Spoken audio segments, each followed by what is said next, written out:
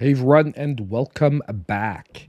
So it's time for the weekly episode of The Warp Zone, where we go over gaming news primarily focused around the Nintendo Switch. And we've actually got a pretty decent show ahead of us tonight. Not only because we're going to be looking at Switch news, but also we're actually going to be watching the whole main show of the Triple I initiative that happened this week, which, if you don't know, is 45 minutes of indie game announcements. And I haven't even watched it myself, so it'll be brand new for me as well. I've been wanting to watch it, and when it was time to get ready for tonight's show, and I looked at like the stories and what we had to go over, I was like, you know what? I think we can fit it in. I think we can make this happen. We have time to go over like the news stories because although there's some stuff to go over, it's all like a little bit of really quick stuff. And then we can watch like the 45-minute show. And I think it's going to fill out really, really nicely like the show period. And it's going to be something a little different than usual. So hey Nadaki, hey Anthony, hey Squirrel, welcome. It happened this week. It's already out. We're gonna watch it, however, together. And for me, it's a brand new. It's a first time watch. So I haven't watched it at all. It's the triple I indie showcase that happened this week. So we're gonna watch it all together and see 45 minutes of game announcements. Now the whole video is actually like 3.5 hours long, but that's because there was like a lot of post-show stuff where they do extended segments on some of the games. Now, we're obviously not going to watch the extended segments, but I think the 45-minute main show is definitely something I want to watch. Now, by the way, I do want to mention I'm in slightly a bad mood tonight because my hockey team lost a very important game, which would have locked in their playoff spot. So I'm a little bit pissy on that. And I do need just to test something sound-wise. So I just need like 10 seconds to test something. Yeah, okay, we're good. Okay. Just wanted to make sure we weren't going to have some sound problems when we got to the trailers and whatnot. So yeah, my Montreal Canadiens, man, they needed to lock in a win tonight to basically lock in their playoff spot guaranteed. And they unfortunately lost in overtime, which doesn't put them out of the standings, but it means that now we're sort of dependent on what happens with another team in the league. So we have to depend on another team losing to really guarantee our spot, which is like really a sucky way to get into the playoffs. But yeah, so that is it is what it is. So yeah, we're so like I said, we have a pretty good show tonight. We have some really big stuff happening. Like I said, you know, a lot of the stories are interesting, but they're very quick. It's like information, a tweet came out, some stuff came out. Let's take a look at it. So it's like the perfect time to look at that triple I indie showcase. And honestly, I think we're going to be looking at multiple games that are going to be coming to the Nintendo Switch too. The feeling I got from the indie showcase is that that was sort of the direction we were going. So I do think we're going to be looking at some really interesting upcoming stuff for the Nintendo Switch. Okay, so you know what? Let's start jumping into things. We have some people here. We're getting set up. Let me just swap over to our display area. Boom, boom. And why is this like that? Obviously, Topaz played with my setup. No, I'm joking, but something must have happened there, but we're good. We're good. Quick fix. Okay. So I'm going to start with very quick little news. Number one, we've gotten multiple updates to the Nintendo Music app, but this week I think we were hit with one of the ones that I was most waiting for. Finally, it's been updated with the original Zelda's soundtrack. Now, you know, when we're talking original Zelda, we're talking NES Zelda. And to me, it always felt like, how come this wasn't one of the launch soundtracks. Like when you're launching a Nintendo Music app, to me, like original Mario Brothers, original Zelda, original Metroid had to be like launch soundtracks. I'm glad to see that it didn't take too long for us to get it, and now it is fully available. It has 12 tracks, and to be honest, the whole thing is only 10 minutes long because obviously NES tracks are not very long tracks, but these are some iconic sounds. And I'm just so happy to know that they finally hit the Nintendo Switch music app. It is not the best Zelda soundtrack, in my opinion. That goes to either A Link to the Past or Ocarina of Time, but it is definitely one of the most iconic. Like, the theme music, probably you can hum it, you can whistle it, and everyone will know it's Zelda. Even people who have very rarely played video games will probably be like, hey, isn't that the Zelda music? So it is awesome to know that we're finally getting it on the music app. Super excited about that one. Definitely a couple of the tracks are going to be going into my favorites, and definitely think you should check it out. If you haven't checked out the Nintendo Music app yet, it's free if you have a Nintendo Online account, and it's a definite awesome little addition to all of it. Okay, moving on to our next story. Like I said, it's a lot of small little stuff. Next one is a story that was covered by Nintendo Life, and it is basically confirmed that the long-awaited Katana Zero DLC is still coming to the Switch. If you don't know, Katana Zero is a really awesome action game. I recommend it for everyone. It often goes on sale. It's a great pickup when you can get it for just a few bucks. I think it often goes around, like, I'm pretty sure it hit the under $5 mark like many times. It's a great game to pick up. It's a challenging game, but it is extremely fun, extremely fast-paced. And there's been DLC that was promised forever for it. And the developer this week finally reconfirmed that it is still coming out and it's still going to be 100% free. So that is really awesome to see as well. And apparently, the reason the DLC's been delayed is because they keep adding new stuff to it, and the DLC keeps getting bigger and bigger and bigger. So if you haven't had a chance to pick up Katana Zero yet, I definitely recommend you do so, because honestly, apparently not only are you going to get a great game, but you're probably going to get a DLC that is almost going to double the value of the game. So we're just going to read a little blurb here.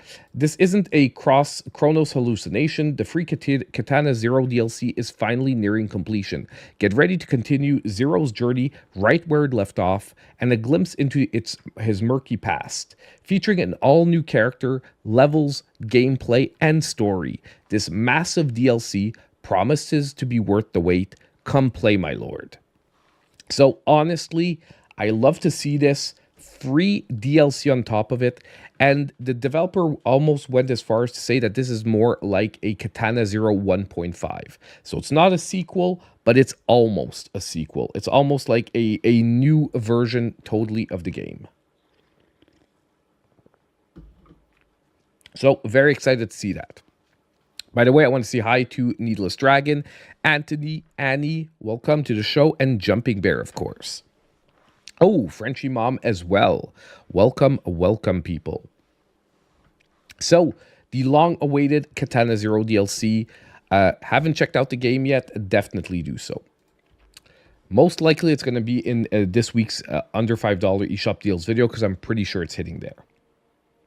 Okay, next on the docket. We're going to rapid fire this stuff, because honestly, I am super excited for getting to the Triple I showcase. Hey, Scott, how you doing, my man? Hey, Wild One as well. Welcome, my dude. Okay, next. Guess what, guys? Amiibos are not dead. Obviously, Amiibos are still going to be compatible with the Nintendo Switch 2. And guess what? Not only are we getting a wave of Street Fighter 6 Amiibos, but we're also getting a brand new wave of Tears of the Kingdom Amiibos. We're getting, yes sirree Bob, the four sages. So we are getting Tulin, Yunobo, Riju, and Sidon. each getting their own little amiibo figures.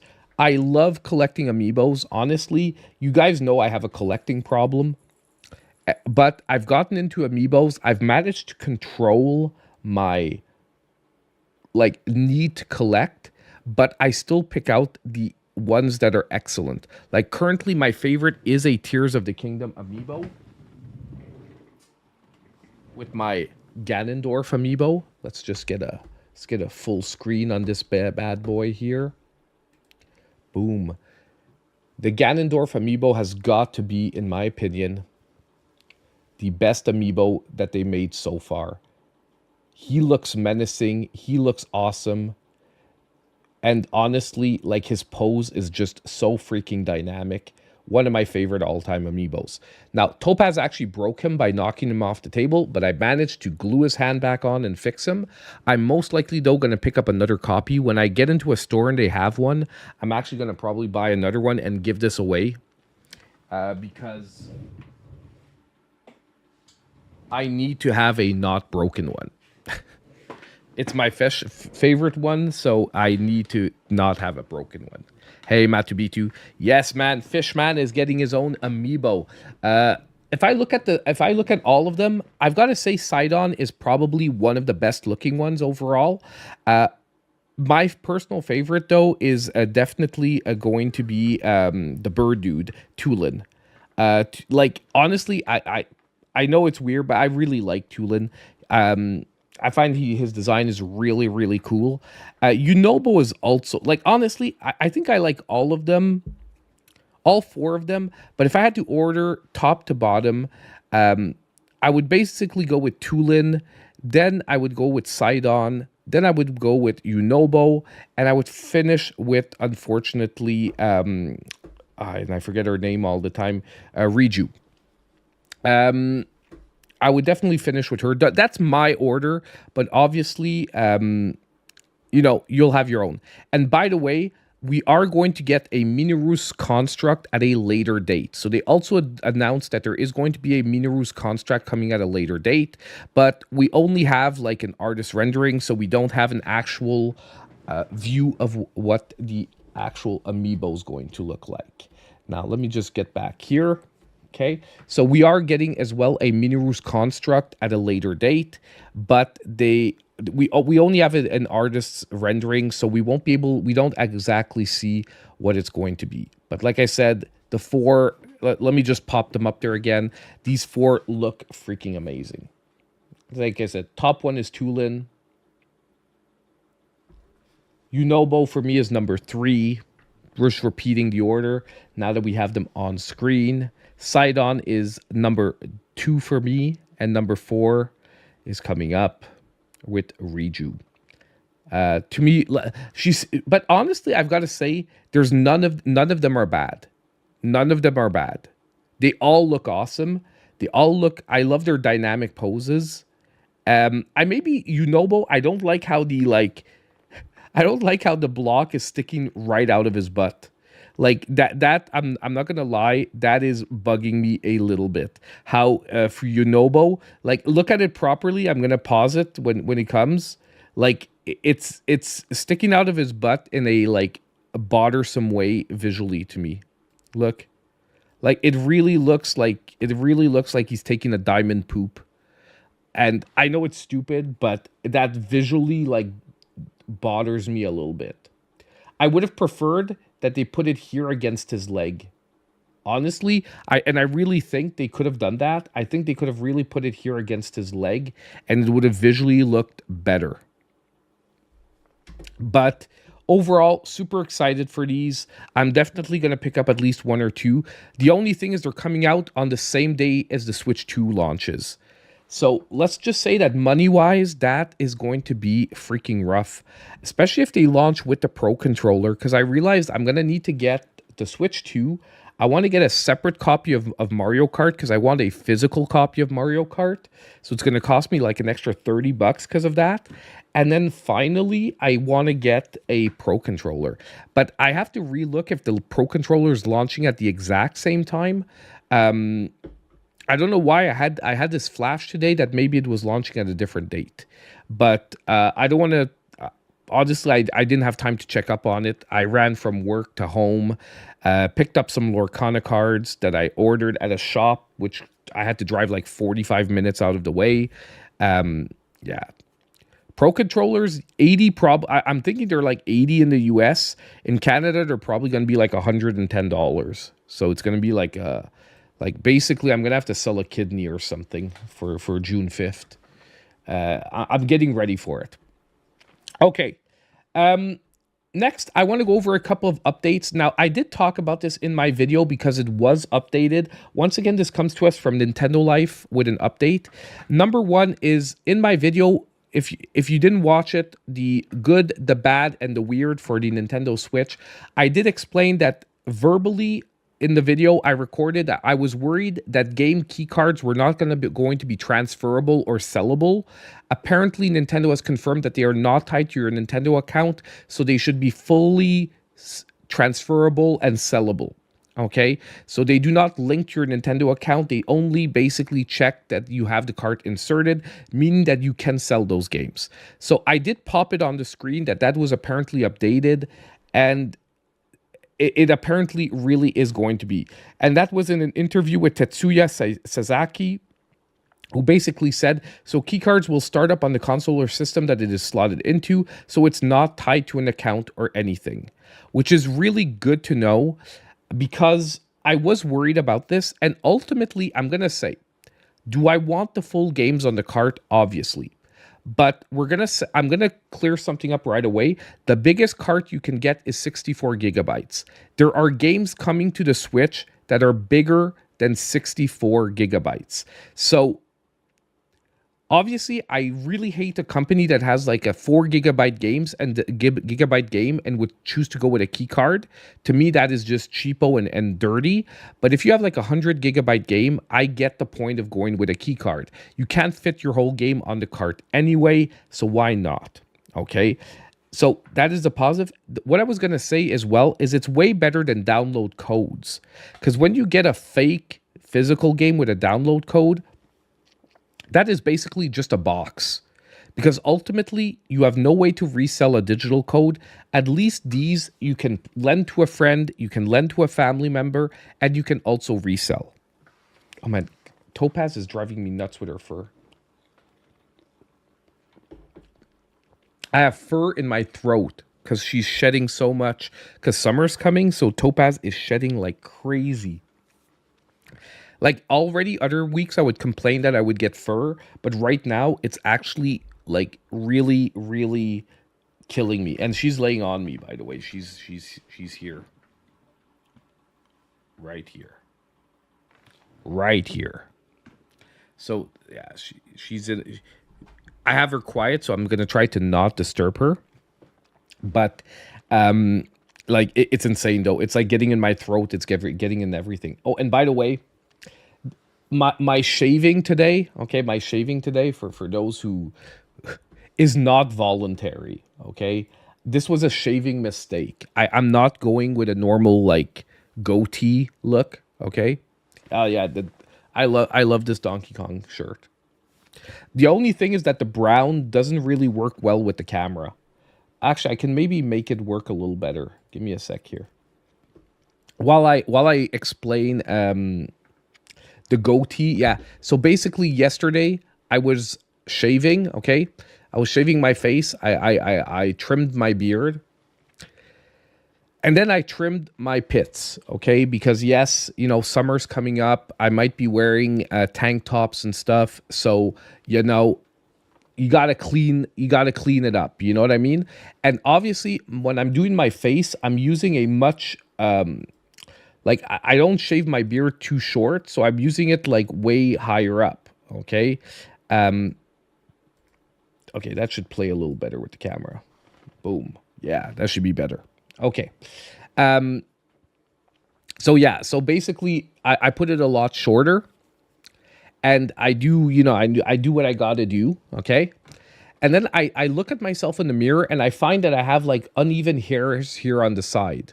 So I'm like, oh, let's even it up. You know, let's give it another little shot and even it up.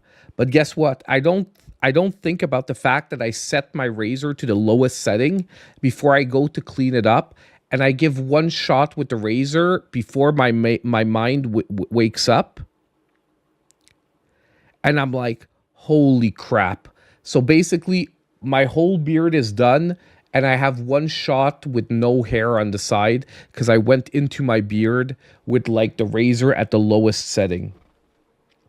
So then I'm like, what the heck can I do about this? So I basically just shaved around, like left the goatee shaved around, and I'm waiting for it to grow back now. So yeah, that's what happened to the beard, by the way. This is not a new look. By next week, it'll be back to a uniform beard.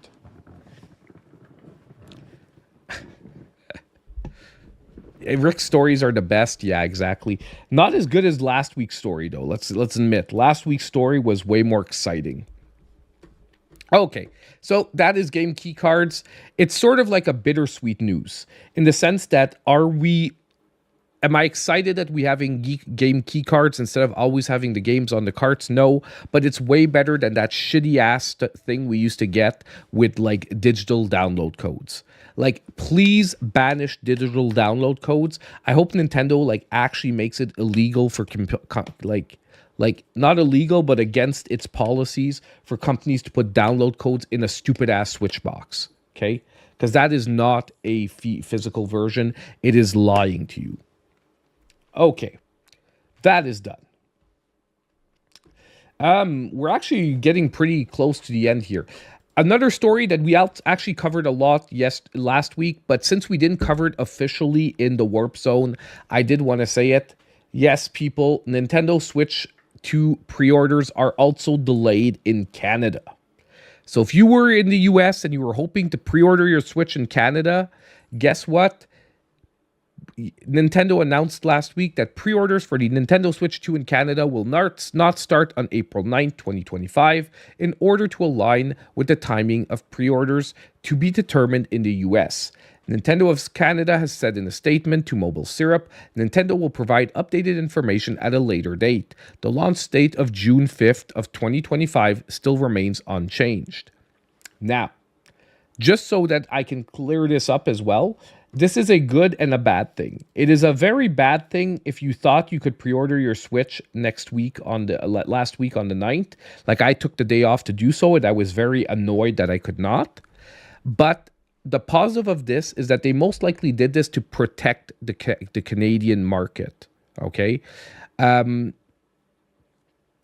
reason why is that basically, if you have to imagine that Canada has 40 million people total, and the US has close to 400 million people total, if even 1 million Americans would try to pre-order their Switch from Canada, it would completely destroy the pre-order market in Canada, which is most likely why they did this. It was to protect the Canadian market from US proxy pre-orders, like I was telling all of you to do. You know what I mean? Because I'm thinking of you guys, but when I think of it as a whole, obviously the Canadian market can't support US pre-orders just because in total, a smaller country like Canada is maybe getting like 500,000 Switches in wave one. So if a million US pre-orders come in, which is like a minute number for the US, it would destroy like all the pre-orders in Canada. So most likely, although this is super unfortunate and super annoying, it was most likely done with the intention to protect the Canadian market from getting completely overwhelmed with proxy pre-orders from the US. Okay, which overly makes sort of sense in a way. So although I'm annoyed, there's a part of me that's like, I get it. I get why it happened.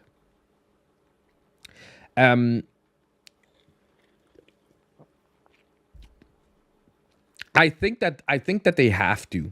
I think that if the Mario Kart Direct happens and they still don't address the US pre-order situation, I think they're going to be in for like a world of hate online, and they're actually going to really hurt the possibility of people pre-ordering at that point.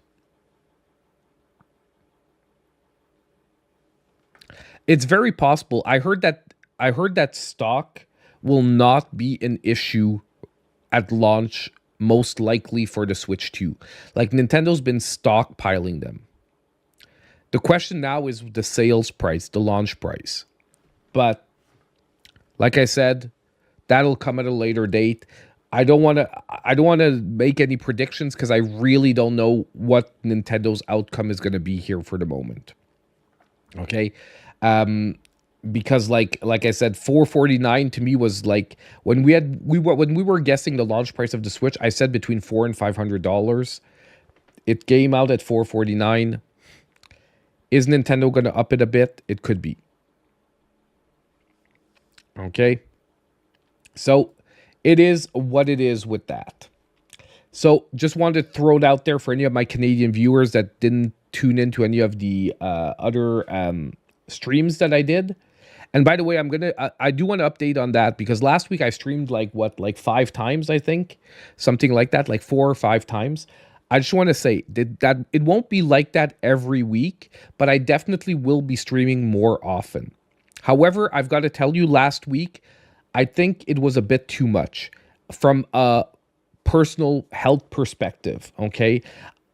If I was not working full time, totally different story. But streaming every day last week, plus working full time, plus trying to do videos, it was a bit too much. I'll be honest. I need 1 or 2 evenings where all I do is work on the videos for the channel so that I can actually like have a bit of time to actually do something else. Exactly. Plus being a dad. And that's what I mean. It's like, if I give you guys like a breakdown of my day, I get up around 8. I start work at 9. I finish work at 5. I start supper at like 5:30. Supper and crap is done at around 7. Then 7 to like 9:30 is like time with the family and the wife. And that is like non-negotiable. Exactly. That is like if you think about it, it's only 2.5 hours in a day, but it is non-negotiable. Okay. And then basically 9:30 to 10:30 is alone time with the wife. That is also non-negotiable. Okay. Because like at one point the channel was taking so much space that I made her the promise that we would always have 1 hour of like dedicated time of me and her. So we watch a show together alone. We do something alone, me and her, outside of the kids and stuff as well. And then basically 10:30 till about 2 a.m. is my channel time. Okay. And if you think about it, that means I sleep about 6 hours. But from time to time, I need in that 10:30 to 2 a.m., I need to have like maybe an hour where I just chill out. You know what I mean? Watch a show. Get a Lorcana deck ready. Do something else that isn't like bang, like whatever. So, hope you guys understand that for the moment. That's why. If one day we start doing this full time or at least part time, where I can take like a day or 2 off of work a week, then obviously things like I'll be able to stream like probably easily 4 or 5 times a week at that point. But I am aiming at minimum 1 more time a week. Like I want to do at least Monday Warp Zone, Friday normal stream, and at least 1 more time a week. You know what I mean? Oh, and by the way, this week I do have to delay the Friday stream to Saturday because Thursday I'm going to see the Harlem Globetrotters with my daughter, and Friday we're having a birthday party at my place for 2 of my family members, my youngest daughter and my wife's eldest daughter, which is like from a previous marriage. We're having their birthday together Friday. So yeah, Harlem Globetrotters. I've never seen them in person. I've watched a lot of videos, but I've never seen them in person. So I'm gonna see them now, first time in person with her. And Friday is like the birthday party. So Saturday is when we're going to be streaming. Last time I opened packs, yeah, I got the last time I opened a pack, I got it was Azurite C, and I got the Chippendale enchanted card. I got the Chippendale enchanted card. I'd have to go get it. It's upstairs because I was actually building a deck with the cards I went to pick up today. But okay, getting back to the new stuff though. Okay. To me, it's that. It's like my daughter's never even seen a basketball game in person, like a professional basketball game in person. So it's going to be, I think it's going to be some really fun times. I think it's going to be some really fun times. Yeah, they're still around, man. They still have a show. They rotate people and whatnot. Chippendale tickets. Yeah, no, that's for another conversation, champ dancer. You know, that's our private conversation there. That's us, what we do on our off time.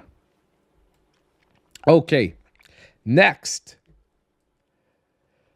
Just when you thought limited run games couldn't come up with a more expensive plan, they have released a Doom plus Doom 2 Will It Run edition. And no, you are not crazy. It is a sales price of $666.66. So yes, it's pretty on par with the 66666 stuff. But God damn it. God damn it. And by the way, they're only making 666 of them. Okay? They're only making 666 copies. But holy shit. That is a crazy chunk of change. Okay? No, I'm not getting one. I'm saying it right out. I'm not getting it. And it's not that it's not cool. There's some cool stuff in here. I'm going to give it to them. There's some cool stuff in here. But there is no way I'm spending this on a Doom 1 and Doom 2 collection. Like, I could understand almost this if they included all of the Doom games in it. Like, to me, it like could at least come with that, but okay. Let's nonetheless look at what comes with this, okay? So number one, you will be receiving Doom and Doom 2, as well as the TNT Evolution, the Plutonia Experiment, Master Levels for Doom 2, No Rest for the Living, Sigil and Sigil 2, Legacy of Rust, a new episode that was created in collaboration with id Software, Night Dive Studios, and Machine Games, and a new Deathmatch map pack featuring 25 maps. But this isn't what you're paying for, okay? The software here, this sells for nothing, okay? This sells for nothing. What we're getting in this is, and what we'll do is, we'll actually pull up. I downloaded a high-res version of the image so that we can actually zoom in here and get a better view of this. This is not it. This is it. Because you know how I like to look at things properly. Okay. So number one, you're getting a box for your game, okay? But the box itself can play Doom on it. Okay? The box itself has a screen and can actually play Doom on the box. Okay? Then, obviously, what's crazy is you're getting the games, obviously. For Steam, you're getting a code. That's normal, that's Steam. You're getting a 4 cassette tape soundtrack set. Now, the problem is, who the heck still has cassette players? Who the heck has cassette players? Now, obviously, if I get this, I'd find a cassette player. I mean, they must be findable. You know what I mean? like there must be some kind of like Chinese knockoff, like Amazon thing that plays cassettes. You still have a Walkman? That's freaking cool, man. Honestly, I really wish I would have kept a functional Walkman. Actually, I think I'm gonna go like to Goodwill and shit like that till I find one. That's how I found my CRT TV, by the way. I found an awesome CRT TV with like the front audio video jacks, and I found it for $10 at a Goodwill. I was like, fuck yeah, bro. I was like, does that TV work? And they're like, yeah. I'm like, how much? They're like $10. I'm like, dude, I would have paid you 50, but $10 it is. We aren't done yet, though.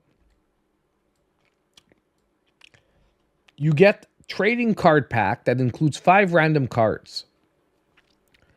And a chance to get an autographed Caco Demon rookie card. How the fuck, how the mother F can you spend $666 and not be guaranteed that autographed Caco Demon card? Like, who's gonna actually like buy more than one of these if they don't get the autographed card? Like, to me, this was the insanity part. Oh, you guys can't see it. Hold on. Let's move my ugly face out of the way. Boom. A chance to get an autographed Caco Demon rookie card. Dude, seriously, come on. Then you get a floating Caco Demon on a magnetic base. Once again, super cool. I'm not saying this isn't cool. A floating Caco Demon on a magnetic base is super cool. But let's be honest, I'd buy this for like $35. You know what I mean? Like if I had to buy a floating Caco Demon on a magnet, I'd be expecting to pay somewhere around like $35 for that accessory. Then you also get a handheld Caco Demon that also plays Doom. So you also get a handheld like Tamagotchi-sized Caco Demon that also plays Doom on it. And lastly, you get a certificate of authenticity. Now, look. Super cool. Cool, but like not super cool.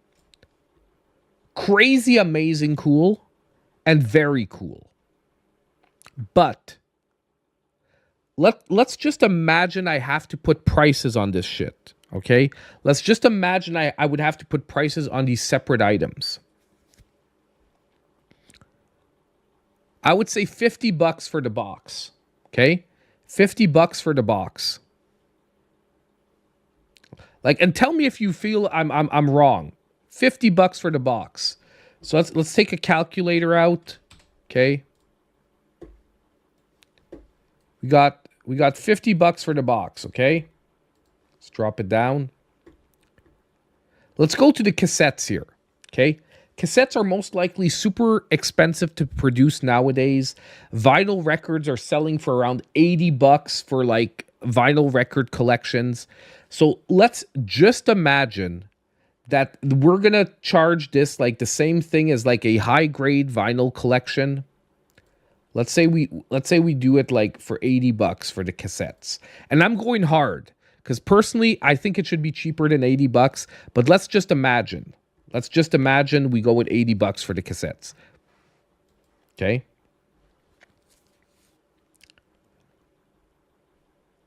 The cards are like $3, okay? No one's going to convince me that like 5 trading cards of Doom are more than like $3, okay? And their stupid signed Caco Demon cards should be coming in every pack. Then, let's say the floating Caco Demon. Look, let's say $40. I'm being generous here. Okay? $40. The handheld player that plays Doom, dude, this is like $25 max that I would pay for that. Their certificate of authenticity is worth exactly $0. Okay? Zero mother effing dollars. Certificates of authenticity, $0.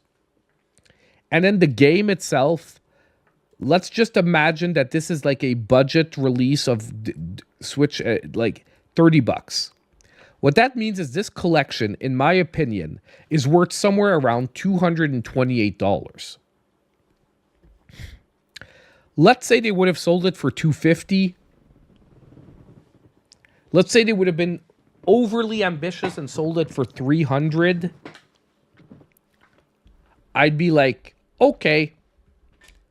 But $666 is freaking insane. If any of you get it, you have to send me pictures, okay?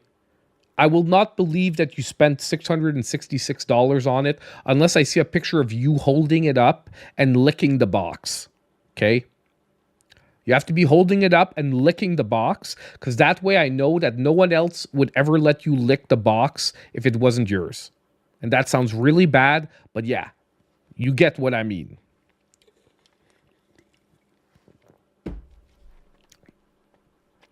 Yes. I listened to myself after what I was saying, okay? And we'll pretend that it never happened. But yeah, so I just wanted to say that, in my opinion, limited run games lost their goddamn mind. But sure, okay? This is gonna be a thing. Yeah, you guys saw me last week like eat Switch games. So yeah, I really like licking Switch games. It's all good. Okay. 2 last stories really quick. Oh, and there's one I didn't find, but I'm going to tell you guys right out. Just in case you guys didn't know. But first of all, I do want to address the new Hyrule Warriors game, Age of Imprisonment, apparently has been confirmed to be canon. If we look at the description of the game, and this was posted on X by Zelda Universe, but this is the description of the game. Hyrule Warriors Age of Imprisonment is the newest title in the Hyrule Warriors series and is developed by Koei Tecmo Games with support from Nintendo. The game features epic battles against hordes of enemies as it tells the untold story from Hyrule's distant past of the Imprisoning War that ultimately led to the events of The Legend of Zelda Tears of the Kingdom. Fans of the Legend of Zelda series and players of both The Legend of Zelda Breath of the Wild and The Legend of Zelda Tears of the Experience can experience the thrill of battle and this canonical tale featuring Princess Zelda, King Rauru, and the other familiar characters. So guys, if you want the full story, you've got to buy and play the game. Or you've got to watch a playthrough. Yes, it is supposed to be canon as well. The other one is also supposed to be canon. I'm pretty sure they had confirmed that the other game was canon as well, but it felt like canon from an alternate timeline or some shit.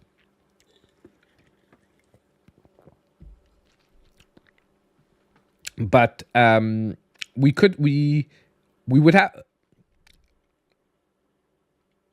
I'm thinking. I'm trying to remember because I know I remember seeing stuff about that. Let's see. Is Hyrule Warriors. What was the first one? Age of Imprisonment, right? Age of Calamity. Yeah, the Age of Imprisonment.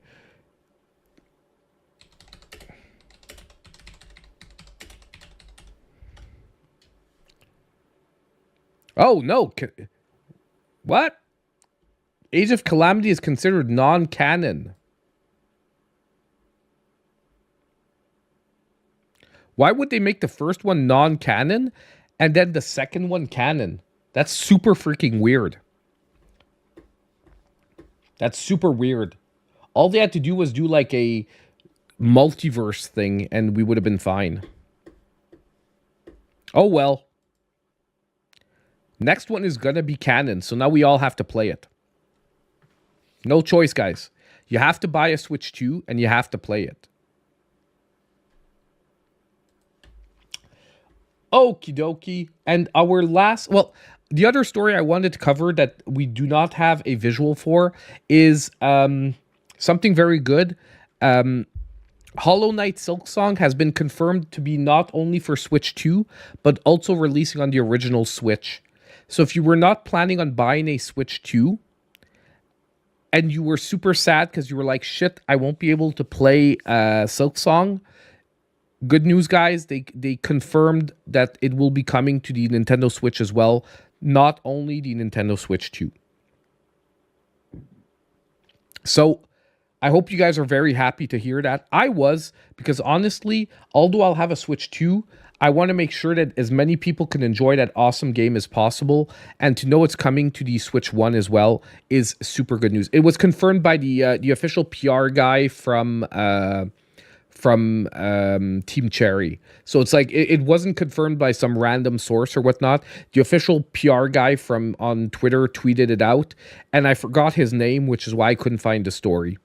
Okay, I'm sorry because it's Matthew something, but obviously trying to search Matthew something on Twitter is not easy to do. Okay, so yeah, it's confirmed that Silksong will be coming to Switch 1 and Switch 2. Okay, good news all around for that one. Now, our last little bit of news before we jump into the Triple I presentation, which, by the way, if you guys don't know, is we're going to be watching a 45-minute showcase of new indie games coming out. This showcase played this week. So we're going to be watching it for 45 minutes, reacting to it. I have not watched it yet. So everything in there is going to be new to me as well. Okay, but before that, our last story is we did get an update for the Sega Genesis on Nintendo Online app plus expansion pack with 3 new games coming to Sega Genesis, one of which is a very awesome game. So let's watch the trailer, and then we'll be able to get comments on the games. So let's get this going.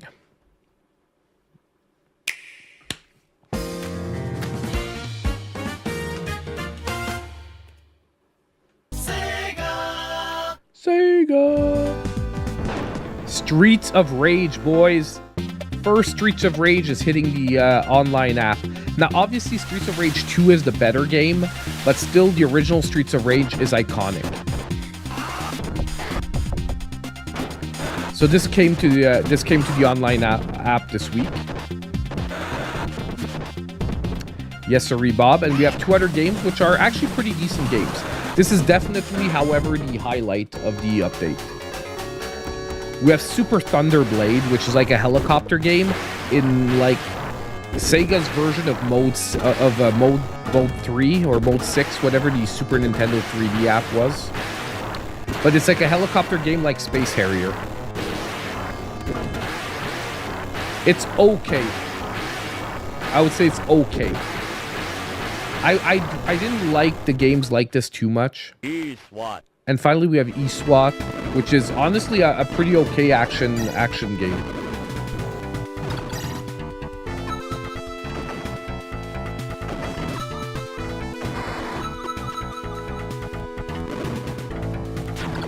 I just always found that the games like Space Harrier always felt more like a tech demo, and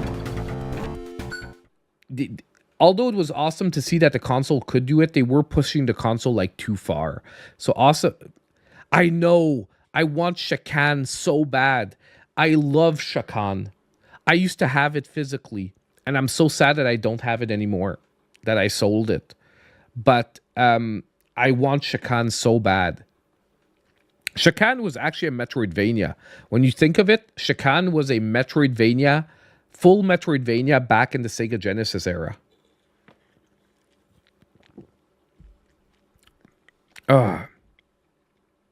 But there we have it. Sega Genesis update. Still a very cool update. Still a very cool update. And I would say, like I said, frontrunner is definitely Streets of Rage, the original one. So it's time, boys and girls and women and everyone. we are going to watch the Triple I Initiative. So this is an indie showcase that ran 4 days ago. Okay, the full thing is 3 hours and 48 minutes long. Okay, but there's 15 minutes of run-up time, so it's about 3.5 hours. Now we're only going to watch the 45-minute main showcase. Okay, I'm not going to watch the whole goddamn thing because basically after that they do like some of the bigger games. They do like longer showcases about those games. Now, like I said, I haven't watched this at all. It was on my calendar of things to watch, and I was like, instead of sitting and watching it alone on my phone, why don't we all watch it together during Warp Zone? And honestly, since I ran through the other stories really quick, it's going to fit perfectly into our timeline. Like, if we start this now, 45 minutes, then we've got 10 new Nintendo Switch games to look at for this week. I mean, we're golden. 1, 2, 3, 4, 5, 6. Yeah, 10 Nintendo Switch games, but 9 trailers, because one is like a 2-for-1. But, yeah, I think we're going to jump straight into the Triple I Initiative.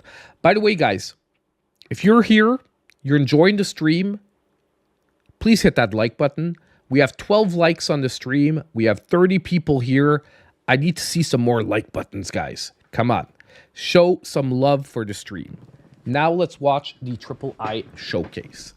I'm going to shut up about that now, but you know, the likes help a lot. Okay, let's watch this. We have a 1-minute run-up. I'm going to turn off the closed captioning for this, okay?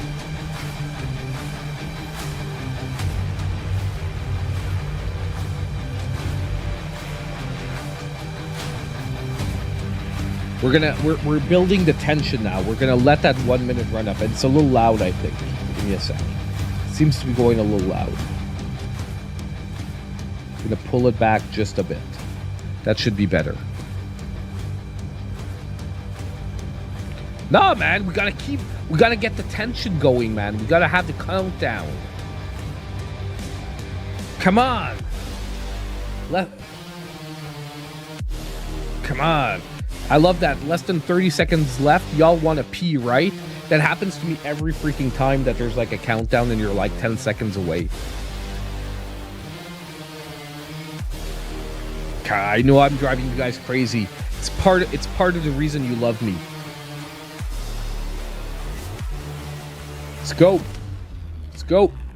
Countdown into another countdown. Come on.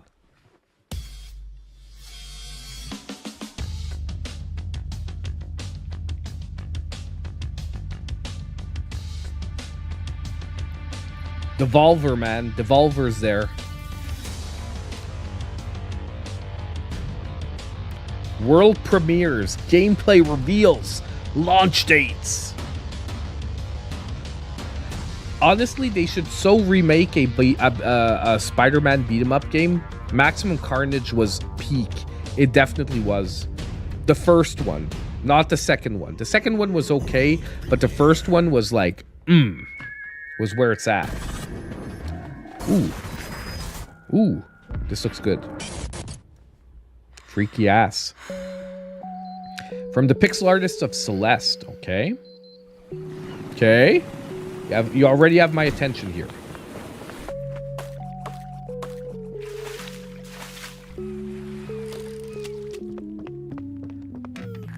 Like, it looks like a farming sim, but with like... Ooh. Wow, this looks really good. It's giving me like, whatchamacallit, the one when you have to run a store and you're diving. You go into the dungeons at night and then you run a store during the day. But yeah, but more horror twisted.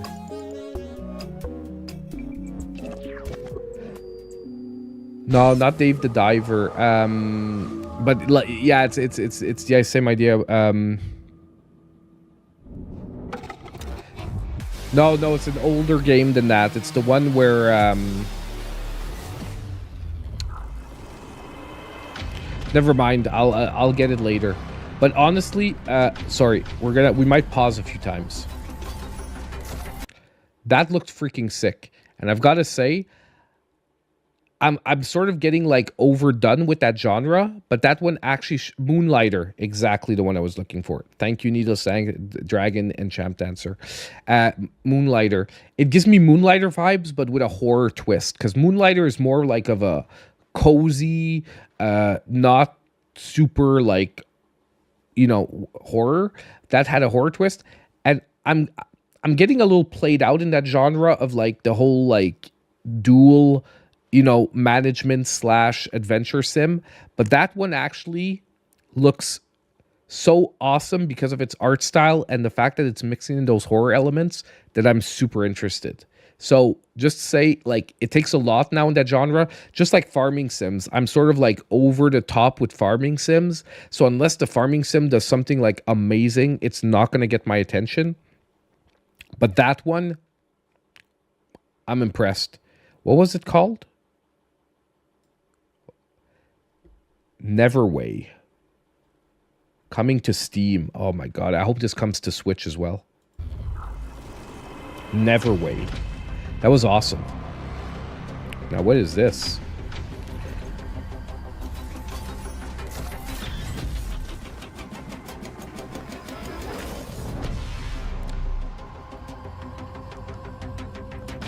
I'm not sure, Rune Factory. I need to see more because I was disappointed with the last one. Like I think it's the fourth one was like really good. Then it's sort of like the one after that was really bad. Well, not really bad, but like bad compared to the previous one. What is this? It seems like a co-op, like, dungeon diver.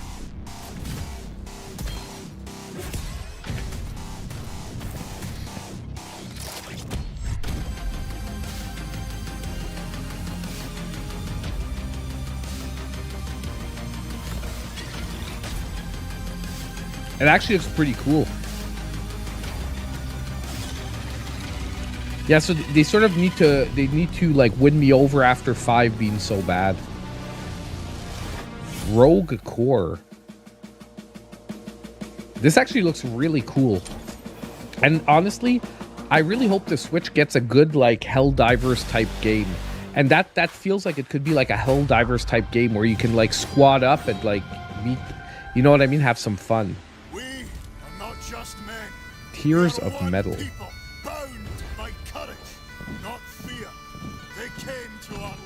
Seeking the power of authority. And Braveheart vibes. Today we stand and fight for the right to live free. Oh, they couldn't say freedom. Like this gives a Warriors vibe, right? It's like a Warriors game, but with a different twist. Yeah, it is a dwarf digging game. That actually looks pretty cool too. It's like a different take on the warrior style, on a Muso. You've got nowhere left to run. Heresy isn't a myth or a bedtime yarn. It's real. It's dangerous. What's it's this? What we fight against. The demons above, the beasts below, and the heretics within. I'm loving the art style. It's like a HD 2D type thing. Help Antioch. What do you want us to do? I won't lie to you. We're in a crisis. That's life in the bishops. I'm trying to see if it looks turn-based or action-based. You'll get used to it. Just remember that when you're a bishop, I'm not sure. the difficult choices come. They haven't said yet the title of this one. There are laws even gods cannot violate. Sacrifier. Is that it? Sacrifier? Like, I hate when they do titles like this that you're not exactly sure what the title is. Like it feels like Sacri Fire, right? But like the R is backwards. Yeah, like honestly, a logo, you have to be able to read the game. Because if I'm searching for the game, you think it's Sacrifice? This would be a C? That doesn't look like a C. It looks like a backwards R.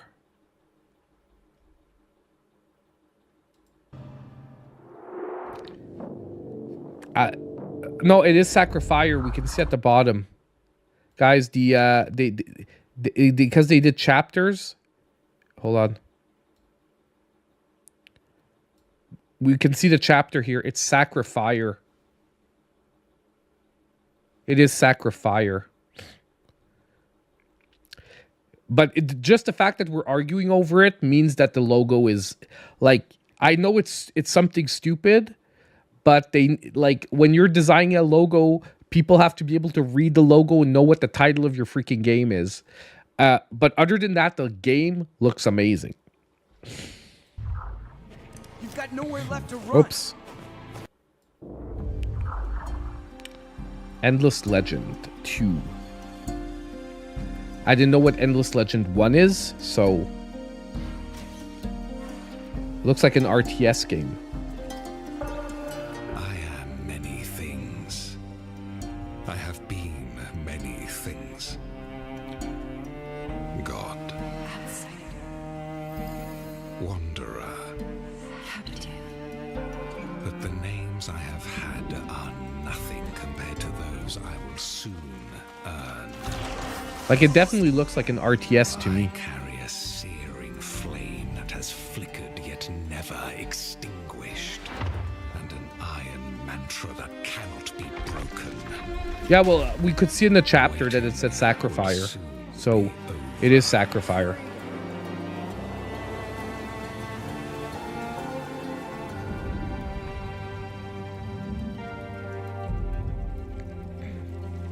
I love the visuals, though. Visuals are amazing. They do a really good job of feeling like recognizable yet alien at the same time. Yeah, it does seem like a Civilization type game. It's like maybe not a pure RTS, but more like a Civ game. So like a conquest game or a...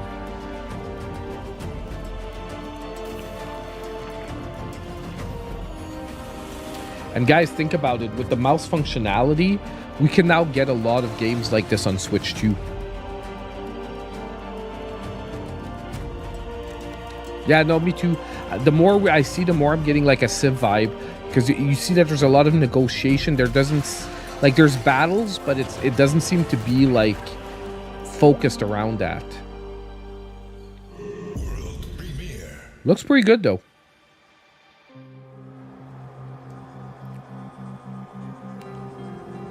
What is this now? Fake Fish. Not familiar with the developer.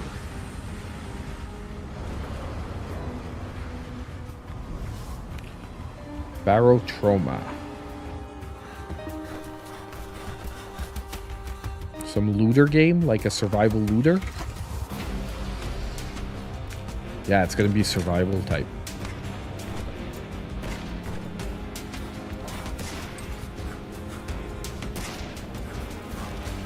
You know what this gives me? This gives me the Last Station vibes, but in 3D. Have you guys played The Last Station? Like, it's been on eShop deals a couple of times. You're running a train and you have to go from place to place and loot stuff and get the passengers to the end zone.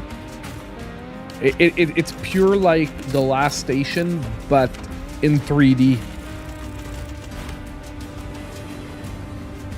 It's on the train on top of it. Like, it's 100%. I know Marathon looks bad. I know, guys. I saw.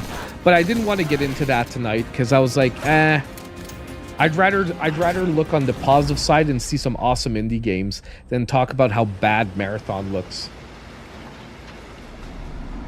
Might have got more views talking about Marathon though, because it's sort of like Concord. It's like it's the hype thing to shit on it. Frost Trail. So it looks pretty cool. It just like I've played a game in 2D that's the exact same concept.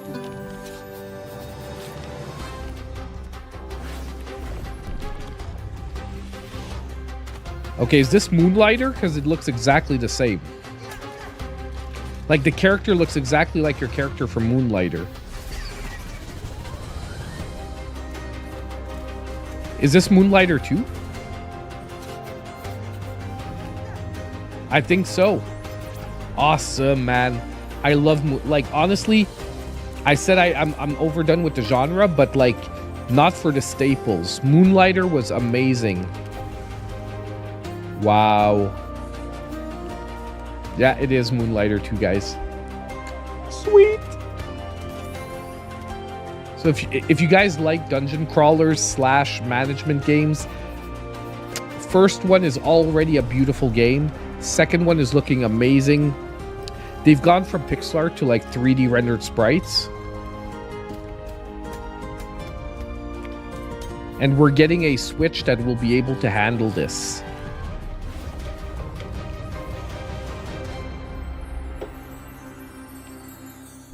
No Switch 2 yet. No Switch 2 on that. Windows, Steam, Game Pass, Xbox, PS5. I'm super surprised. I'm very surprised. I would have thought this would be a shoo-in to say it is coming to Switch 2. Maybe the trailer was made before the Switch 2 announcement? But you'd think that's something that they'd rush to like add it in if they could.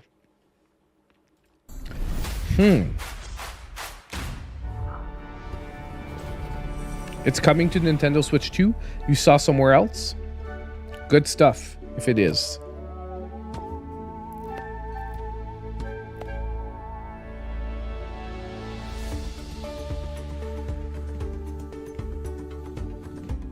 This feels like a puzzle management game.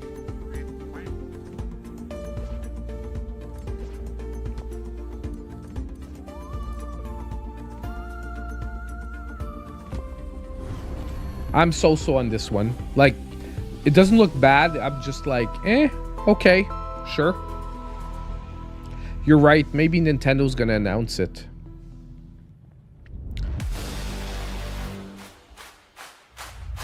You're watching the Triple I Initiative.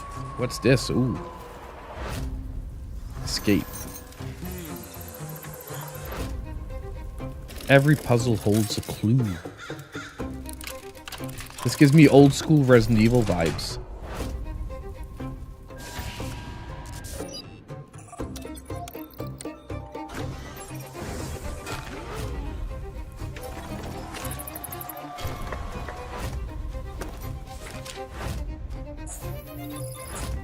This actually looks pretty cool.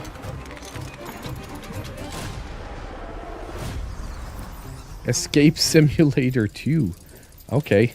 I'm sort of like very doubtful of all the simulator games because of all the BS ones we get on the Switch every week.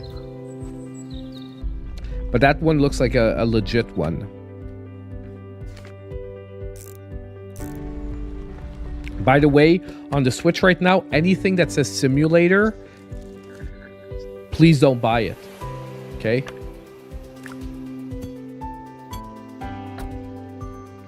Because there's a company that's making like 2 or 3 simulator games a week.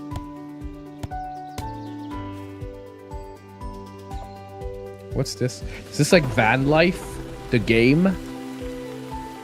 It looks like it, right?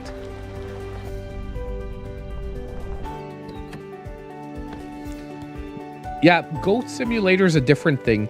It's just that since then, there's like this company that uses remade assets and makes like a different simulation game like every week. No joke. Outbound. Honestly, I mean, not my kind of thing, but it looks pretty cool if someone's like really into like that chill vibe. Now this looks cool.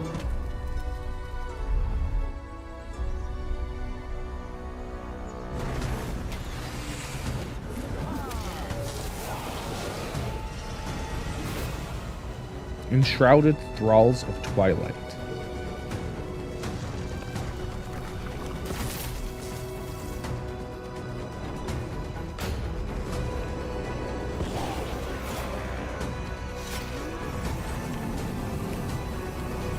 Did I miss it, or did they say if we're gonna get the game that from the Ori developers? Did they say if it's gonna come to Switch 2?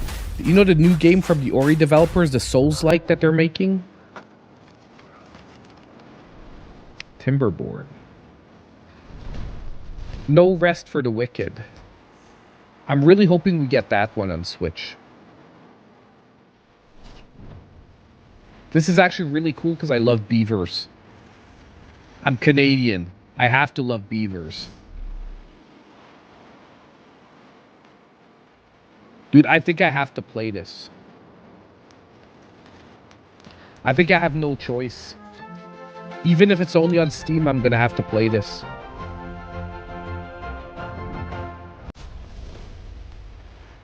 Dude, beavers on zip lines.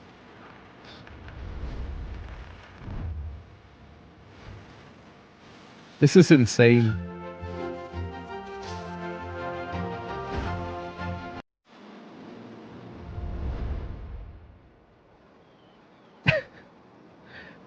I think I have to play this one. Timberborn. I have to mark it down. Oh my god. Well, it all fits, so I can't argue with that one, Frenchy Mom.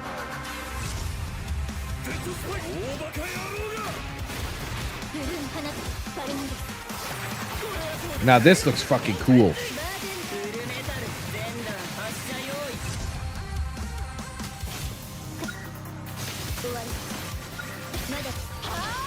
Wow. This gives me like Gunvolt vibes.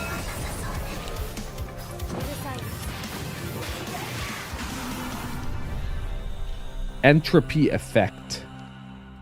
This looks freaking cool. A character-based action roguelike. What systems is it coming to?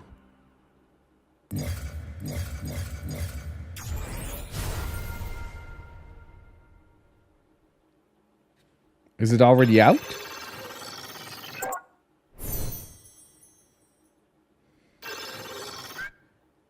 Hey?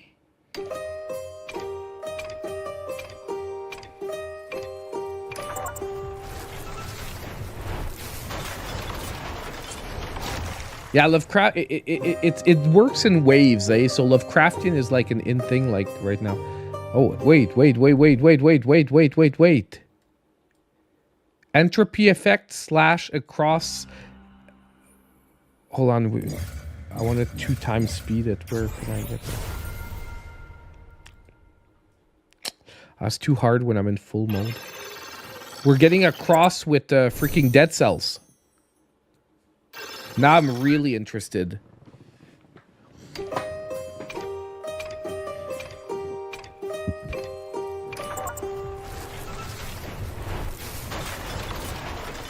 It's crazy that the showcase didn't get more like visibility than this. Like I haven't seen anyone talking about it. BlazBlue entropy effect. That's why the characters looked so familiar. I'm like the guy with the white hair. I know him from somewhere. It's characters from BlazBlue. And this actually looks really, really cool. New free character coming this summer. So is that already out, like on Steam? Is that like just a trailer for like DLC? Pick up your camera. Show me what you truly see. I need to head up that mountain. My home's up there. That's not exactly walking distance.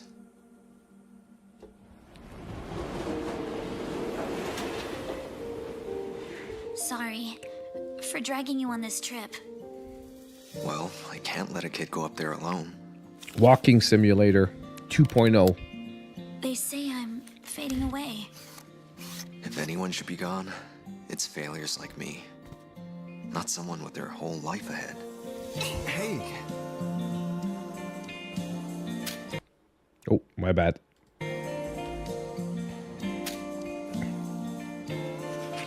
Every star up there is a flame. If there's a god in the fire, would they see the moments that we capture? Even the ones that show what's in our hearts. Yeah, I mean, the style is cool, but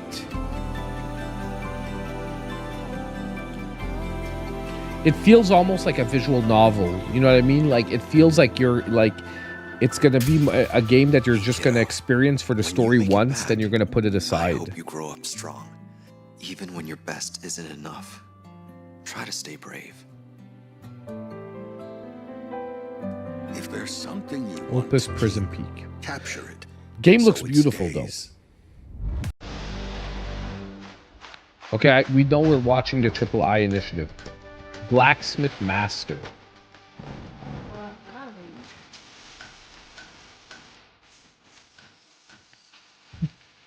Like a city builder based around blacksmiths.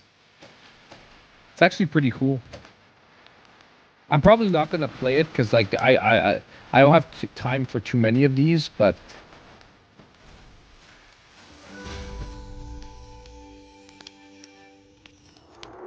can be interesting if you're like in the market for like a park builder and you're really into like medieval blacksmithing. It was nothing more but an illusion.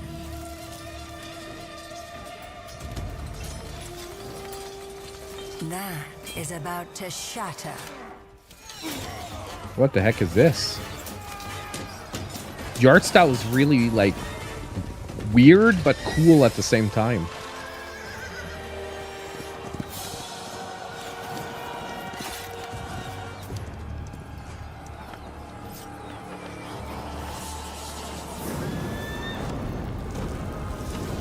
I think it's Chivalry 3.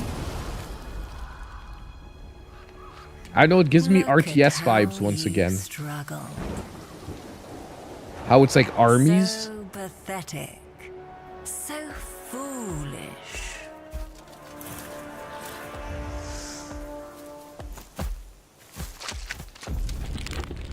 Not even death can bring you comfort.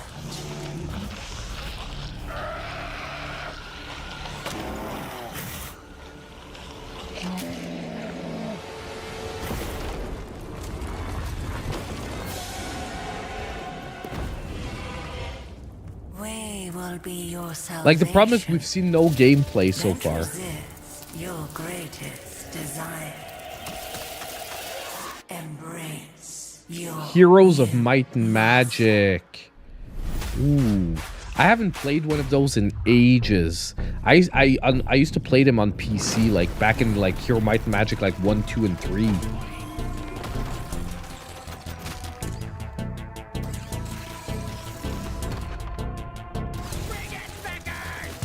Is this like a different take on like Vampire Survivors? That's what it looks like. But like maybe more stage based rather than just like, you know, in the circle. That no, it's definitely a roguelike. And it's definitely like swarm based.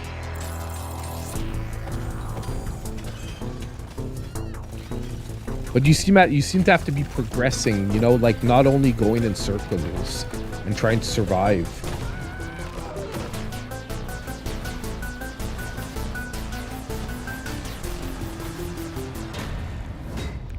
Deep Rock Galactic, another game from that, Survivor. So they're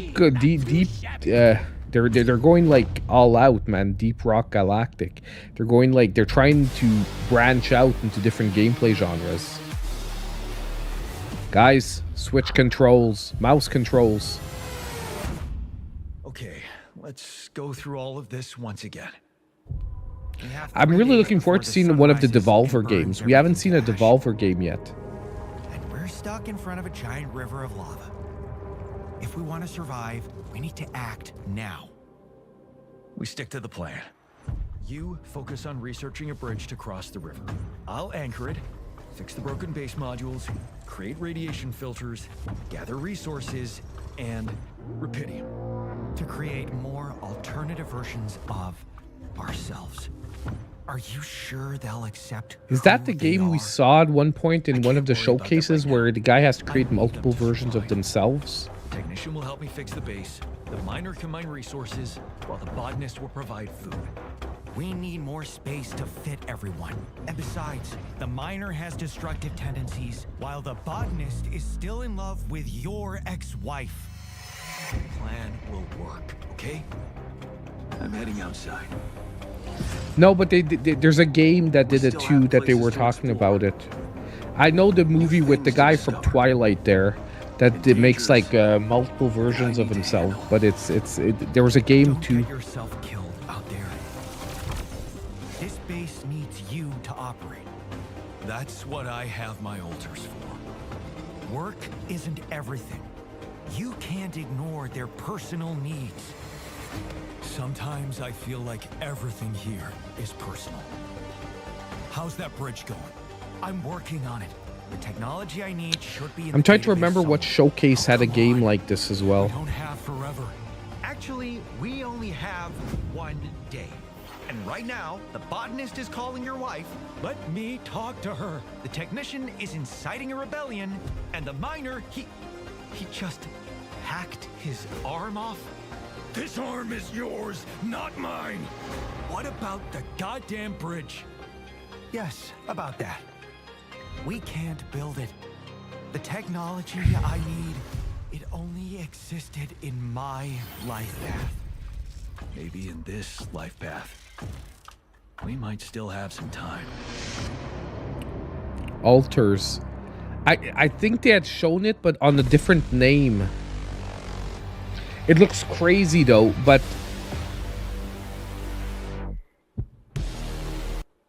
honestly, it looks crazy, but I'm pretty sure we saw it under a different name. I'm trying to remember. I think it was like an Xbox showcase. No problem, my man. Have a great one, Wild One. Thank you for showing up, my man. But yeah, I think we saw it like in an Xbox showcase under a different name, and they changed it. Because I think the original name was something else, and people were bitching about it.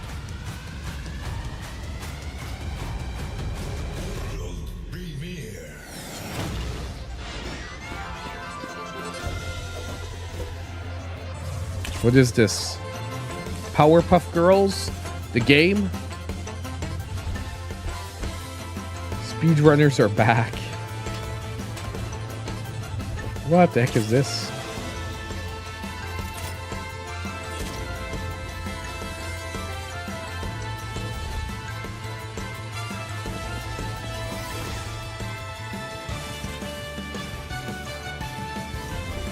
I actually didn't play the first one.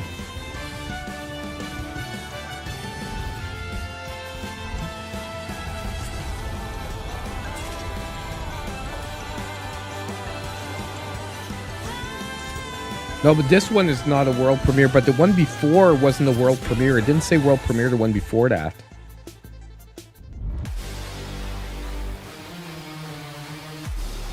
Looks pretty cool. If you like auto runners, I mean, you're gonna most likely really When be the into journey it. gets tough, we'll answer the call. There was a time when adventure called to something deeper in us. Over the Hill beckons you back to those forgotten days when the journey itself was the destination. Find your grip as tires fight for precious traction on wild and We saw untamed this as well paths, before. where the earth welcomes you with its embrace, leaving its mark on metal and memory alike. In a world that's forgotten how to wander, find friends who share the same memories and the same desire to relive these moments of beautiful struggle, once commonplace, now precious and rare. I'm almost sure we saw this before. Crest each summit to glimpse vistas untouched by the hurried world below. Frame these moments like Polaroids from a simpler time. Take care of your machine like it's more than just metal and rubber, because out here, they have a soul. When a friend struggles, we don't leave them behind.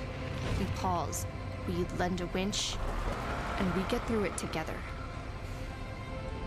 Once again, I feel like this was on a Xbox showcase though. Over the Hill. Looks pretty interesting. Like the gameplay's cool where it's like really like off-roading. Super Fantasy Kingdom. What? It's like a tower defense? Because that's the vibes that I'm getting.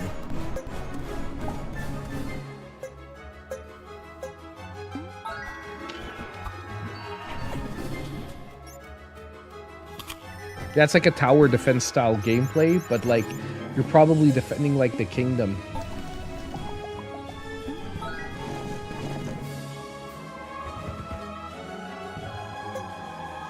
Honestly, I used to love tower defense. Like as a time killer, tower defense I used to love like good like before they became like paint by the numbers and boring.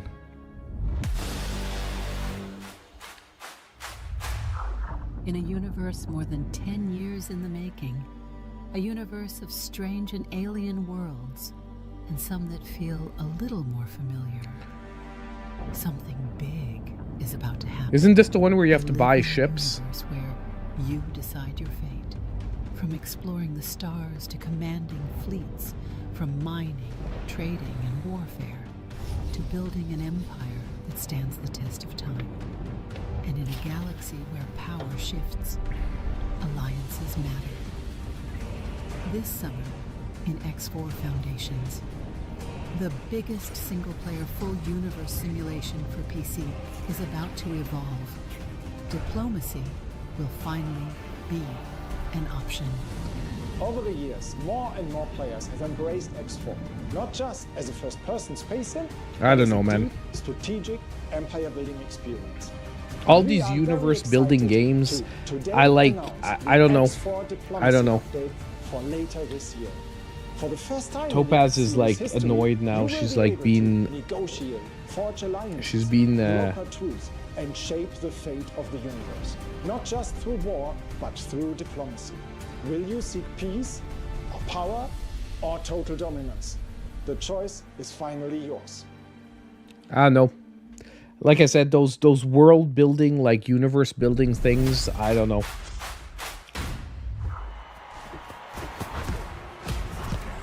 I don't feel like I want to dedicate so much time to like one game.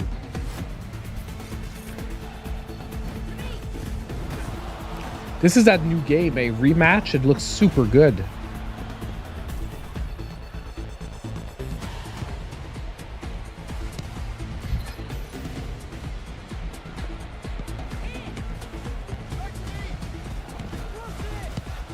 I'd have to see Frenchie Mom. I'm not actually sure how many I need. And I think I actually have a few spaces that are still unused. The Topaz is being like a little bit of a pain in the butt. This actually looks pretty cool as a soccer game. And to be honest, like FIFA is feeling a little bit stale. So it'd be fun to have something different. Like I was hoping something really cool from Mario Strikers. That was like one of the biggest letdowns. Because like I really like soccer games, but FIFA's stale. And the old Strikers was so iconic.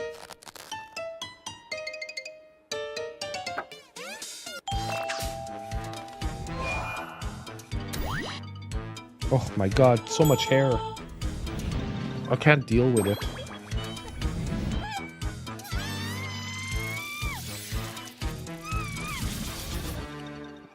Loving the art style here. I'm just really waiting to see some gameplay.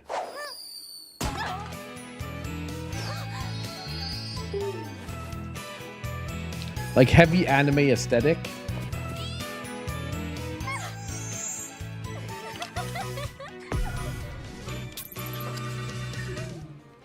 Exactly, a cat.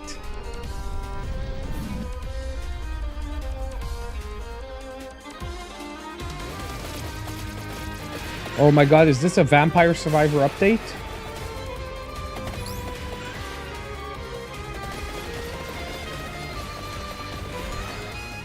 Man, I just can't keep up with it. If it is, I just can't keep up with the game anymore. Yeah, it is. Oh my god. Like, it's awesome. It's just like I can't keep up with it anymore. World premiere. What's next? They call him Izirak. Ain't alive. But they ain't dead. Oh yeah, this is one of the big games. Shadows. Eyes burning like the devil's own fire. If you hear their whispers, run.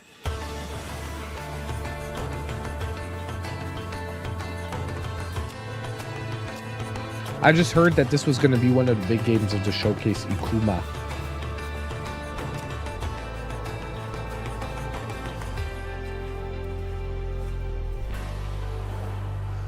They lurk in the dark.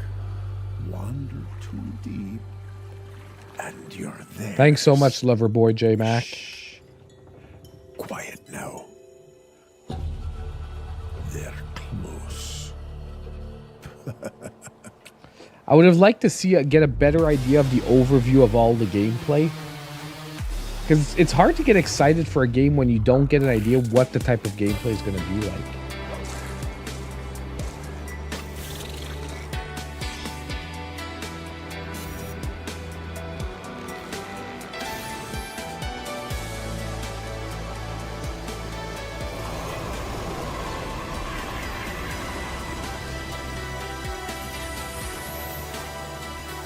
Shapes 2, so it looks like a puzzle game, I'm guessing.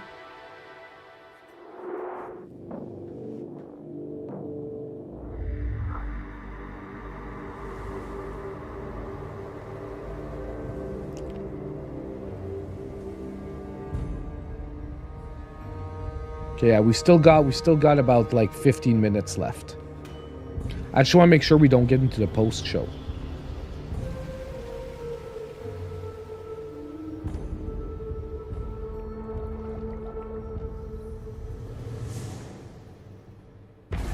This looks interesting.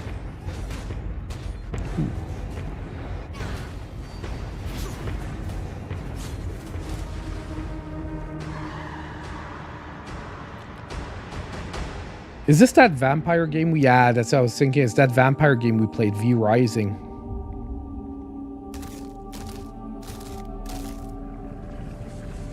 Honestly, I didn't play enough of it to really like get a good grasp on the gameplay.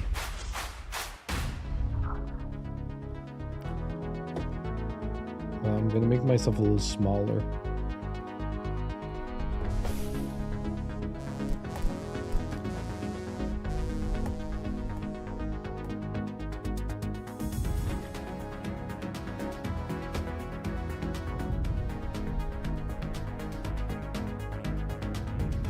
What is this?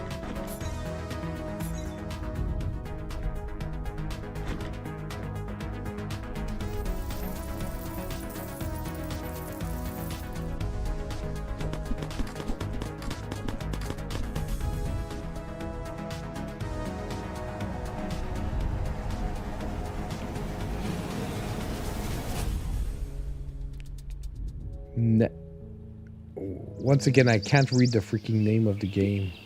Necessity, the Forgotten Depths. Okay. Like, it looks fine, but My star.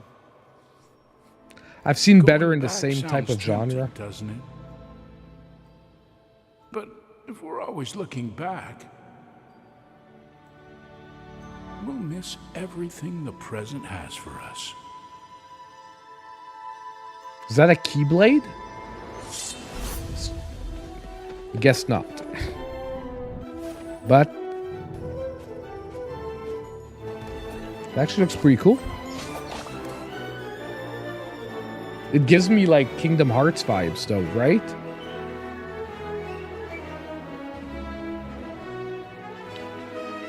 Like definitely, come on. It gives like early Kingdom Hearts vibes.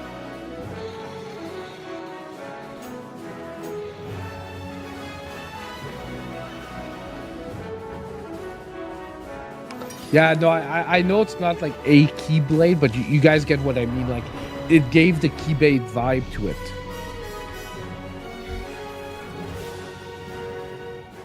Imagine if you call it like the Lock Blade. Just to like laugh at Disney. So instead of the Keyblade, you call it like the Lock Blade. Ratchet and Clank, yeah. I get how you get the comparison. To me, Ratchet and Clank needs to be like shooter based, but that one was melee based, which is why I was going more with like a Kingdom Hearts.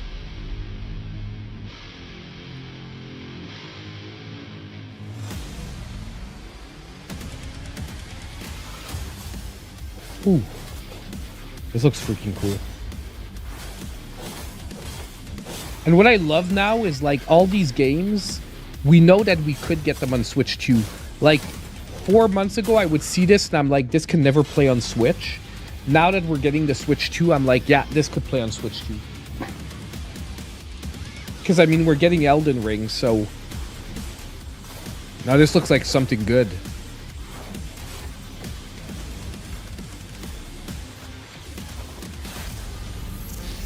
Morbid Metal. That's pretty freaking cool. Morbid Metal. Oh, Goldman. This I'm really looking forward to. The Secret Life of Goldman or something like that.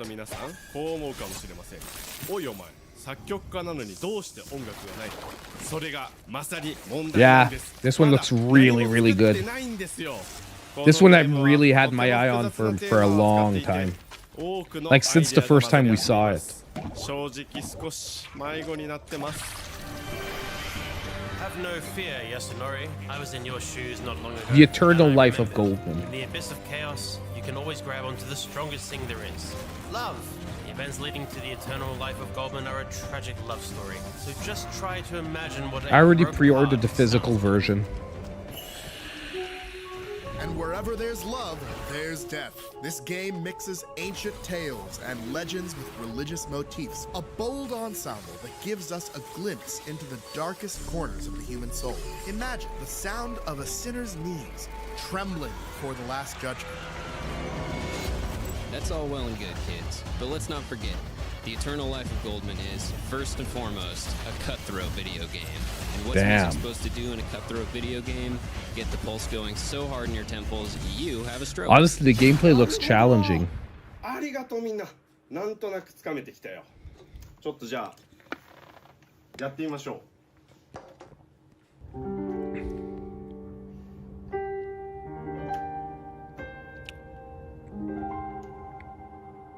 こんな雰囲気とかどうでしょう。 Every time I see it, it looks better and better.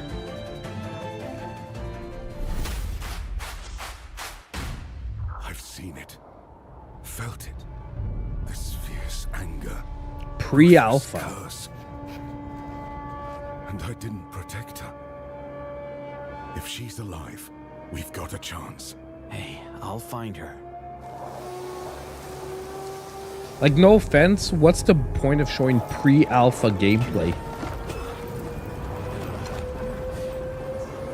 You're alive. You're there.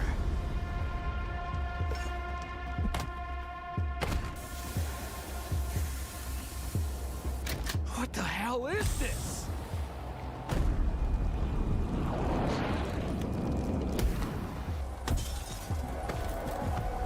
Like, it looks like a firefighter game.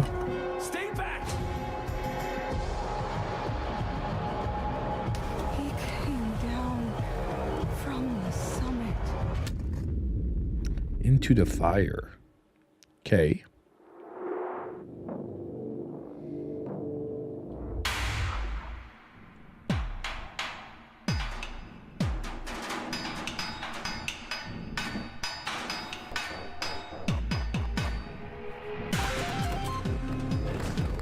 Is this another game like the one we played where, like, the game tries to kill you?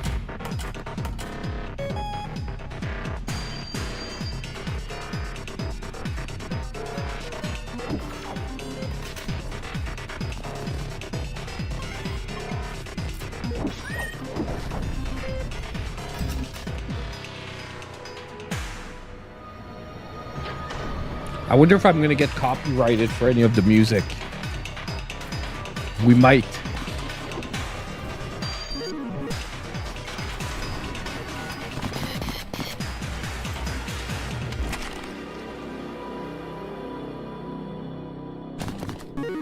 Let's go get Yeah, I pre-ordered at GameStop, Champ Dancer.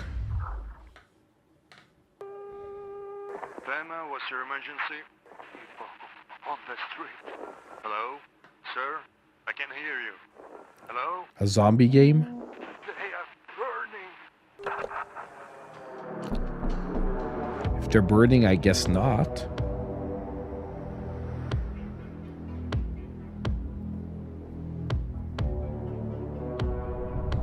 This looks freaky as hell.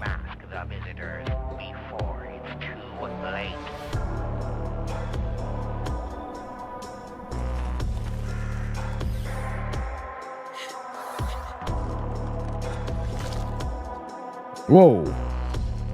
Okay.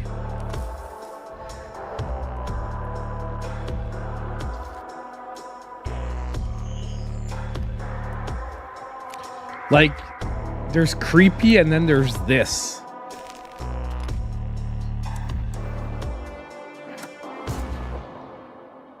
No, I'm not a human. Yeah. It just feels like too weird. Like, there's weird and then there's just like too weird.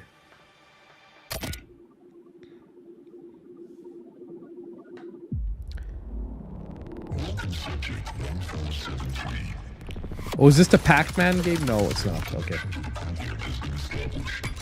I thought it was the weird Pac-Man, the Pac-Man horror game. I'm like, that's not really triple I.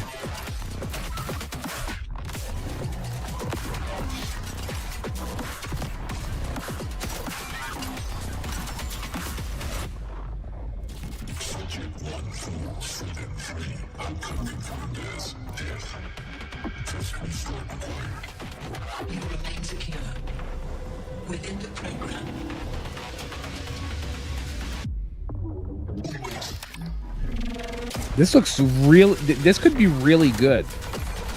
Like, the gameplay looks really interesting. And I generally like better, like, story-based FPS shooters, like, sort of like Doom, where, like, you actually have levels and stuff to do than, like, multiplayer-focused ones. Just because multiplayer-focused ones, I'll play, like, a ton for, like, a month, and then I'll just move on.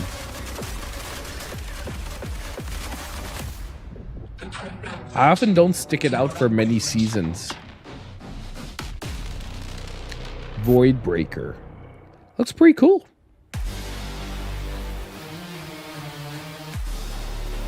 Open playtest on Steam. And that's a wrap. No, that won't work. What? Uh-oh. What's this? It's the Katana Zero DLC that I talked about. Yes, we're gonna see the trailer for it.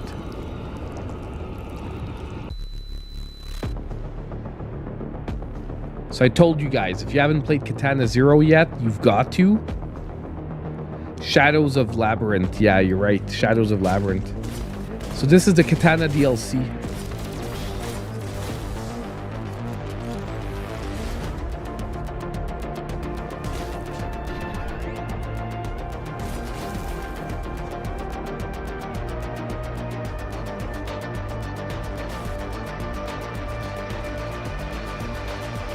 This is DLC.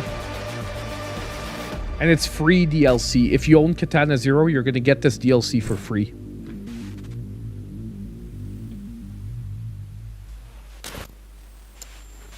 Still coming, still free.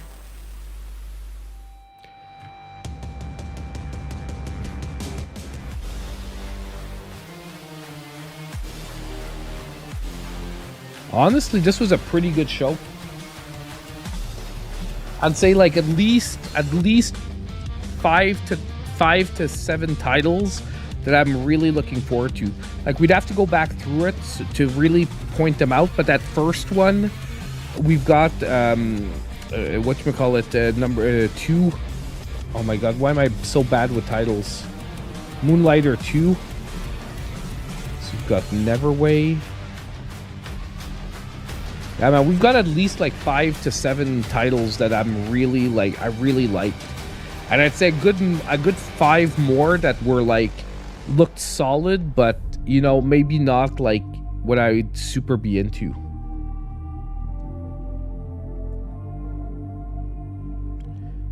That was pretty freaking good. Yeah, the Angry Beavers game, man. The beavers. I love my beavers.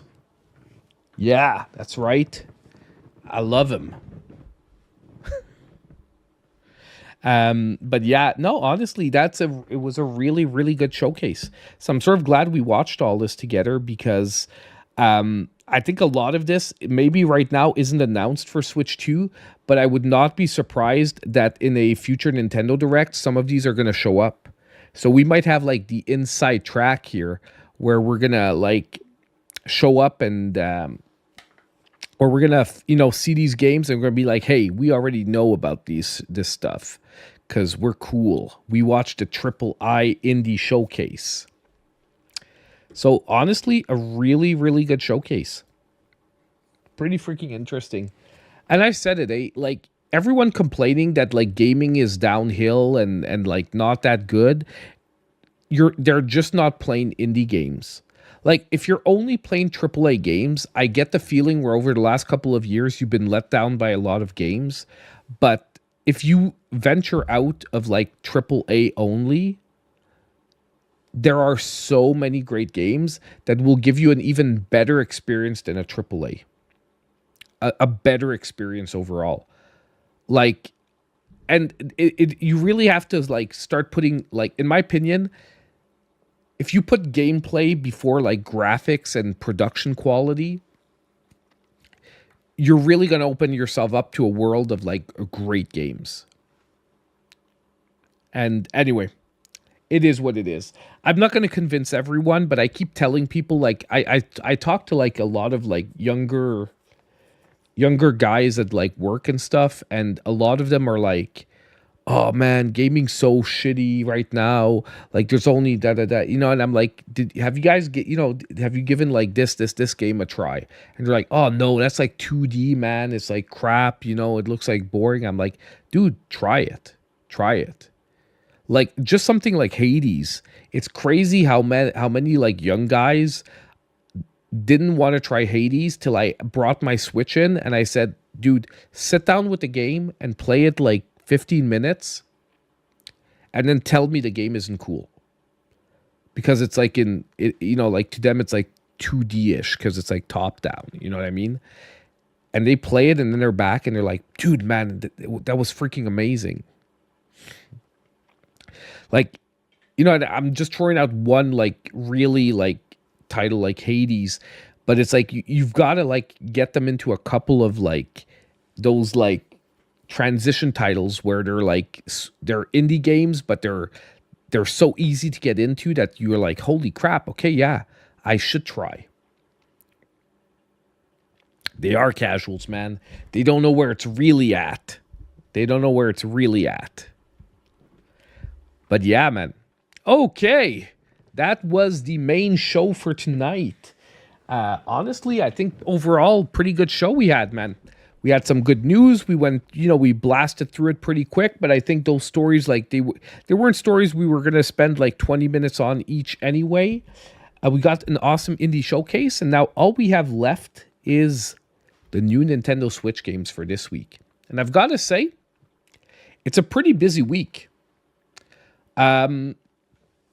It's a pretty busy week. Like we've got 10 new Switch games. I really thought we weren't going to see a week like this till the Switch 2 came out and that we start getting like Switch 2 games too. But we have 10 games to look at for this week. So it's actually pretty good. Yeah, Neva is this week. Yeah, I have the physical pre-ordered. I'm going to pick it up. Like I had pre-ordered the Ice Palace game there, the one we played, Ice Palace 2, Return to the Ice Palace 2 physical, and honestly, I never picked it up. I said keep it because I need to save, like, even though the channel is going to be paying for the Switch 2, I have to budget it in for the next couple of months, especially, like I said, if I want to get, oh yes, the Naked Gun trailer looks freaking crazy. Have you guys seen it? Like, anyone who grew up watching the Naked Gun movies, the new one actually looks pretty freaking good. It's with Liam Neeson playing Frank's son. Dude, it is... The opening sequence in the trailer is insane. It is pure Naked Gun. When he, like... Which one is it that it starts with him, like, attacking, like, Saddam Hussein in his palace or something, Isn't it one of the two Naked Guns where he's like undercover in like in the Middle East, like trying to no, there's Hot Shots, but Naked Gun, one of them too. Yeah, Hot Shots, they kill Saddam Hussein with a bomb. But there's a Naked Gun where he's like in a palace. It's maybe not Saddam Hussein, but he's in the Middle East trying to assassinate someone. And then basically he's undercover and they pull him out and they're like, "We need you back, Frank." And like he comes back on the plane and Weird Al Yankovic is on the plane and like he thinks that they're all there to see him, but they're all there to see like Weird Al Yankovic behind him. Anyway, I love the Naked Gun. Anyway, but yeah, I unfortunately, Matubitu, I can't watch the trailer online, okay? Because it's I know for a fact that it's gonna be copyrighted, okay? So it's not that I don't want to, I just can't watch a movie trailer online. Yeah, where he forgets the mic on and he goes and like he has a piss that lasts for like 3 minutes. Yeah, that was pretty iconic. But if you watch the trailer, like the opening sequence in the bank, when he pulls the mask off, like you guys have to watch it, okay? Like there's no describing it. There's no describing it. Like you're gonna watch it and you're gonna be like, "What the F is this?" And then just like, "Oh my God, that's wrong." That's wrong, but it's so right at the same time. Give me a sec, man. My nose is like all stuffed because of all the hair. Oh my God, driving me nuts. Topaz, I have to brush you.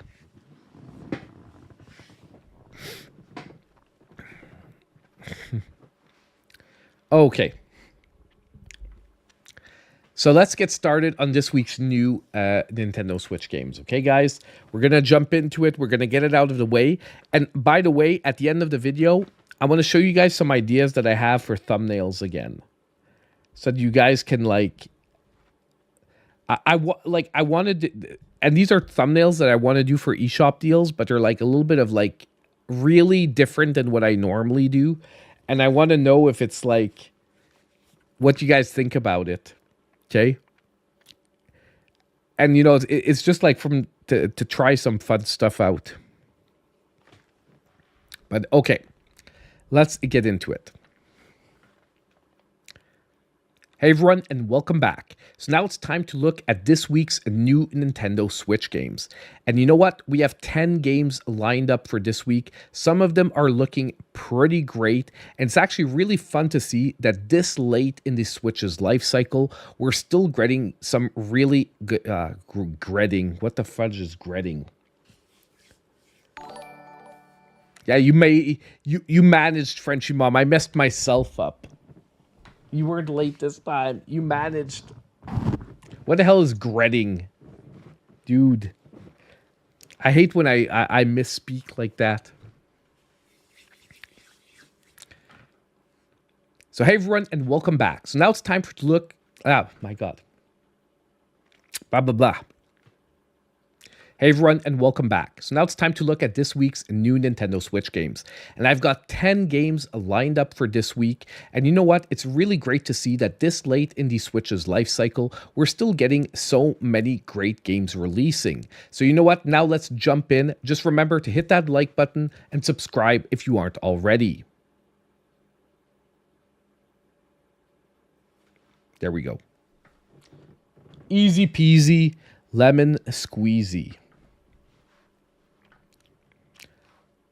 Short and freaking sweet.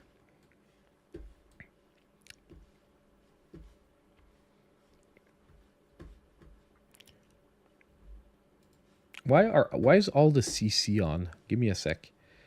Because that means it's going to be on every freaking one of the trailers. No, it's not. Okay. Taking it off one takes it off everywhere. Good. We good. Okay, so now our first game for this week is going to be actually a 2 for... Oh, my God. A 2-for-1. Okay, so now our first game for this week, guys, is going to be a 2-for-1. And we actually saw these games in a very recent Nintendo Direct, and that is the Monument Valley games, which will be releasing on April 15th. So most likely by the time you're watching this video, the games will already be available. And they're releasing for $9.99 a piece. However, with a pre-release discount of 10% off, so you can pick them up for $8.99 a piece. Now, these look like some really, really fun out there puzzle adventure games. They remind me a lot of the concept of Fez, if you've ever played that game. Let's take a look at the trailer and you can see just what we can look forward to.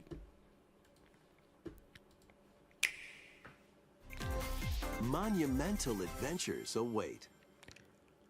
So it's really a game that plays with like different perspectives. This series of beautiful puzzle games. Wander through isometric worlds filled with stunning landscapes to manipulate, optical illusions to discover. And I really love that. Secrets to unfold. Like when games play with perspectives for puzzles, it really makes it one of a kind and you remember those games. The enigmatic crow people. A different journey awaits in Monument Valley 2.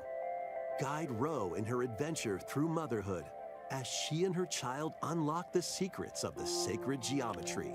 And this one actually, the second one reminds me a lot of Cocoon. Add-ons, and DLC. The first two Monument Valley games launch on Nintendo Switch April 15th. Now, the trailer does continue with the third game that will be releasing at a later date. So we're going to keep that for another time. I really wanted to focus on Monument Valley 1 and 2 here. Like I said, if you're into puzzle games, you're into having really different perspectives to puzzle games, I think these are going to be great pickups.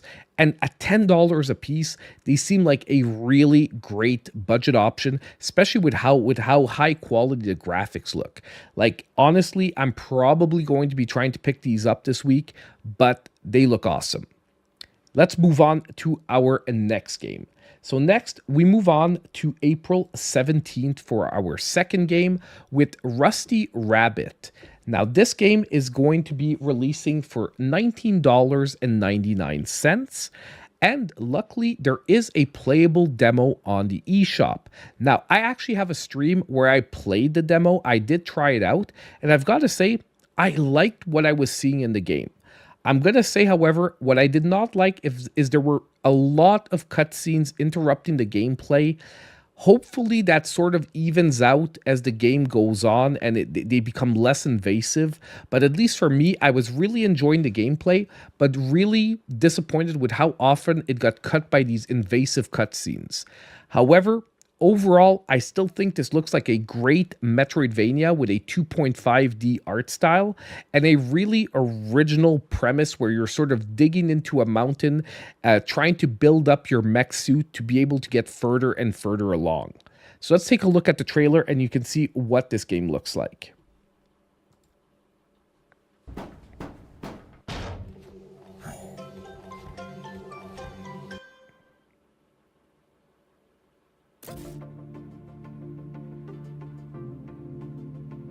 So in this world, rabbits took over and became like the primary life form. Not a chance.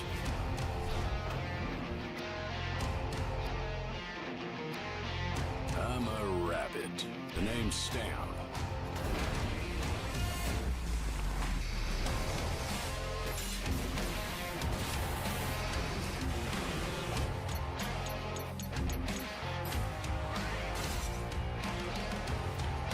And by the way, performance on the Switch was pretty decent, at least in the demo that I played. Pleased to make your acquaintance, Mr. Stamp. I've got something new. Want to look? I've got another request. Have a look at it. Yeah, the skills, there's a pretty generous skill tree as well.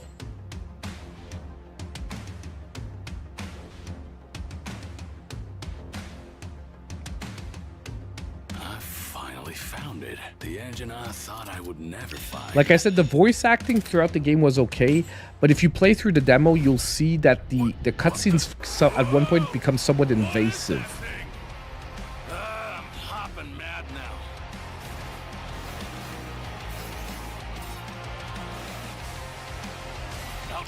thing up into seafood salad.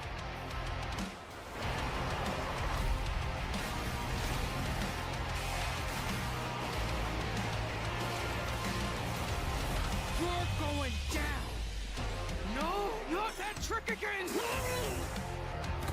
Please, get out of here and leave me. Smashing that rust piece into a million pieces. And they try to go really hard on the attitude with the game. Like the characters, they try to sell the attitude really, really hard.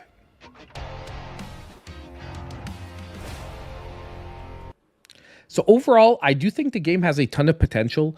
And basically, when I was saying the cutscenes were invasive, just to be clear, is that they're acting as a tutorial to the beginning of the game, but rather than like maybe flashing on screen something that could have been summarized in 2 sentences, they cut the gameplay and they give you like a 30-second to a minute-long cutscene that could have been done like just more effectively, and they happen very, very often, which is why like I hope at one point the gameplay flows a little better and you have longer sections in between these different cutscenes. But overall, nonetheless, the gameplay seems super interesting, and I'm really interested in trying the full version of the game. Maybe I'll manage to get my hands on a review code. If I do, I will try to play this game on stream with the full version, see if maybe it evens out a little more. So that is Rusty Rabbit releasing on April 17th. And you know what? $19.99 for a Metroidvania feels okay, especially since it has a 2.5D perspective. It seems to have a pretty decent production value behind it. So now let's move on to our next game, which is also releasing on April 17th. However, this game will be selling for $14.99 with a pre-release discount dropping it to $13.49, and it is called iRobot. No, it is not a Will Smith movie. It is a remake of a classic Atari game. And I've got to say, Atari has been remaking a lot of their classic arcade games. Not all of them have been massive hits, but I would say they're generally doing a pretty decent job in bringing these games up to a sort of modern standard and interesting for a modern audience. This one actually looks very interesting. I do want to try it out. However, it's maybe not high enough on my list for this week to guarantee I'll have the time. But let's check out the trailer and you'll see what I'm talking about. Sees everything. Unhappy interface robot 1984. It's sort of like a Pac-Man style game where you have to like get all the squares without hitting the enemies, but done with a different gameplay style overall.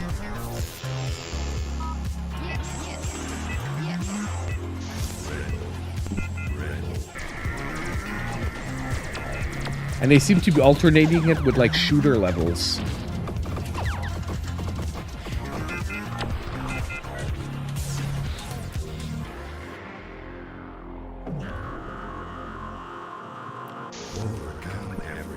The graphics look really psychedelic from time to time, by the way. But it sort of works for the game.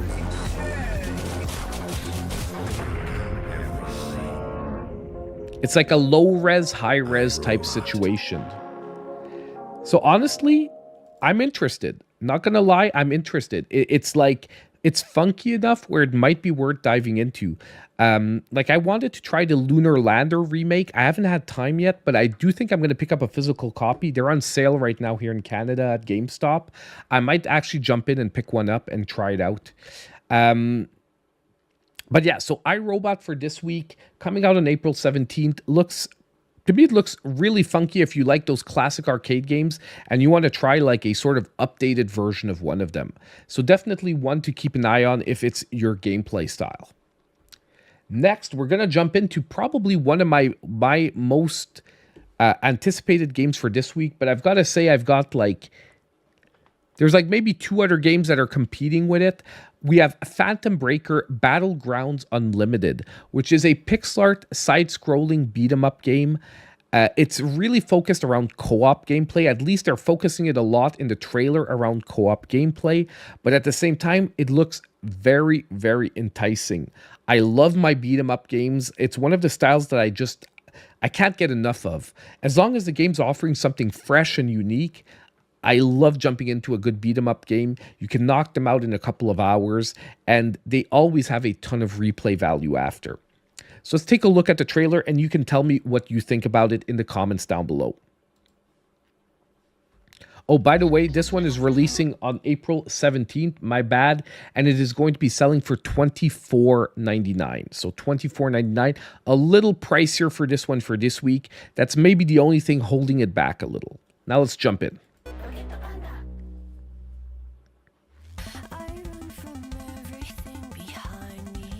Very anime heavy art style.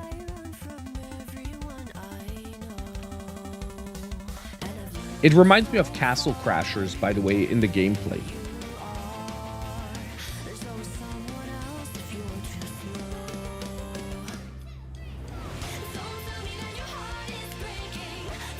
Meets like maybe Scott Pilgrim.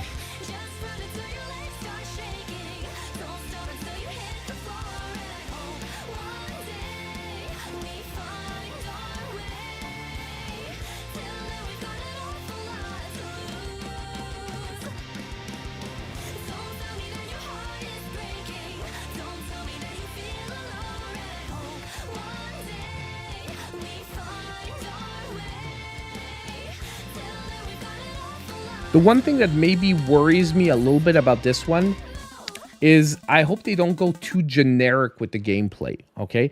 Because I'm seeing a lot put on the art style, the anime style, trying to sell this. I am maybe slightly worried that the gameplay could go a bit generic, if you get what I'm seeing. Like, you know, a little bit like button mashing without any real thought behind it. That's maybe the one worry I have here about it.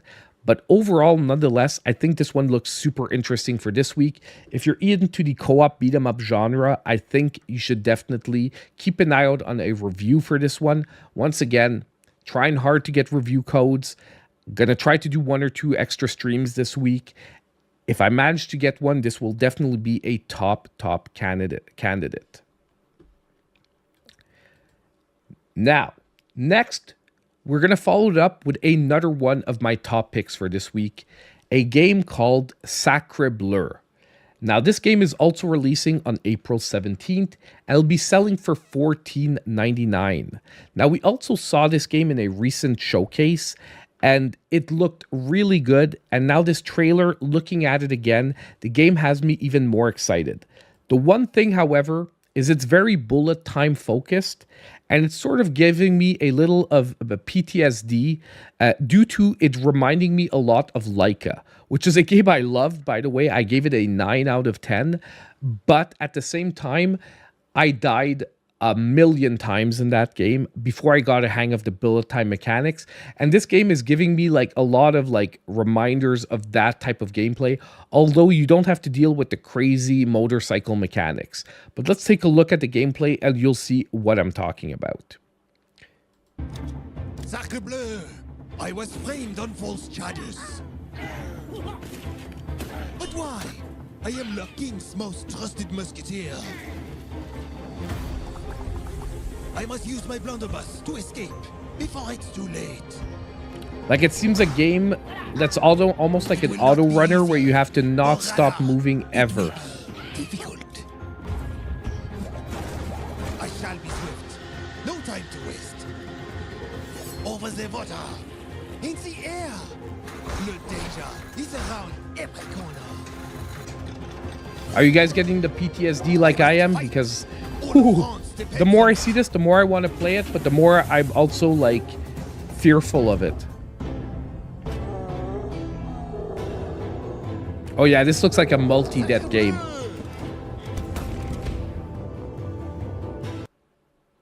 So who wants me to play this game?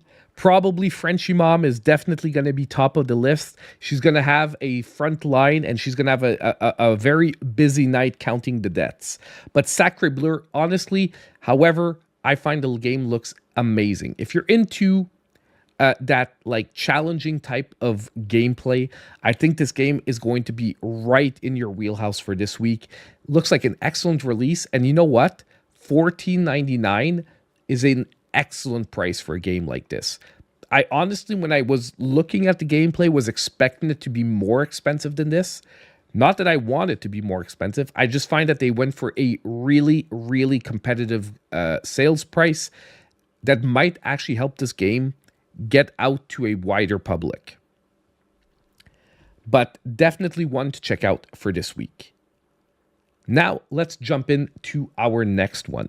Once again, we're still on April 17th. April 17th is a very busy day for this week.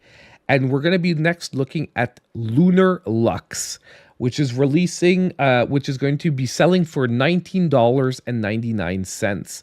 Now, this is an RPG game, and it reminds me a lot of the Mega Man Battle Network series. It seems to be a grid-based RPG game. Pixel art looks gorgeous. The gameplay looks very enticing. Let's take a look at the trailer.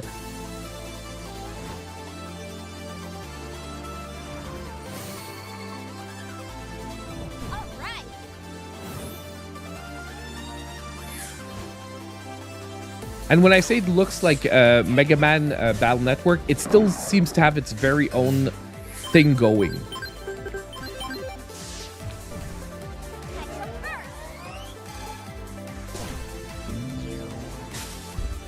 Because the grids don't look like those just generic battlefields.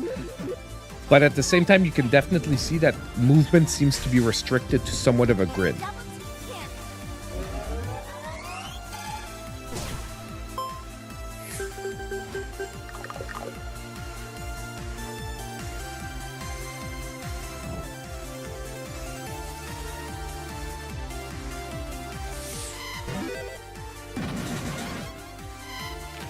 And come on, this reminds me enormously of the Mega Man Battle Network sequences where you have to go around the grids.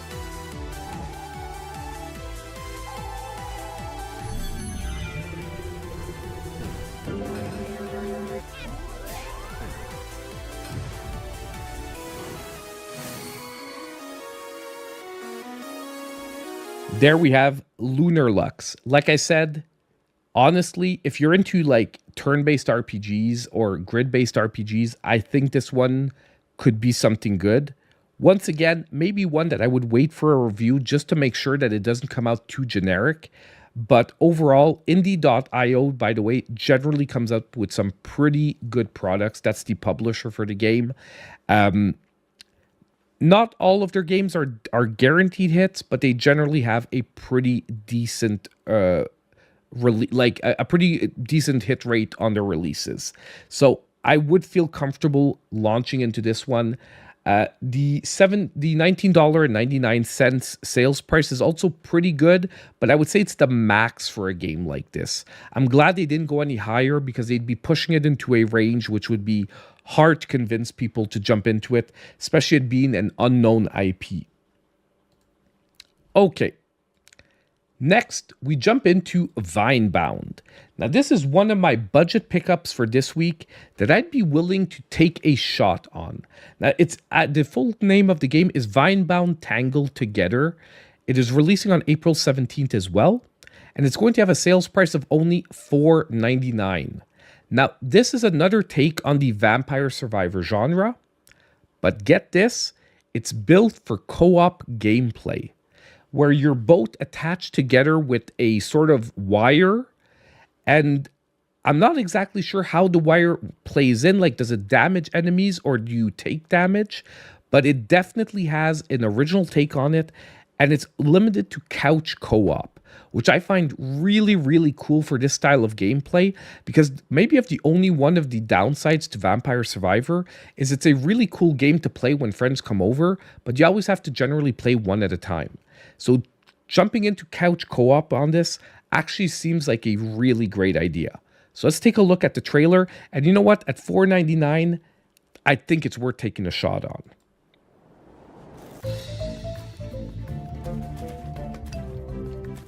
Don't worry, it starts out slow, but it gets pretty wacky towards the end.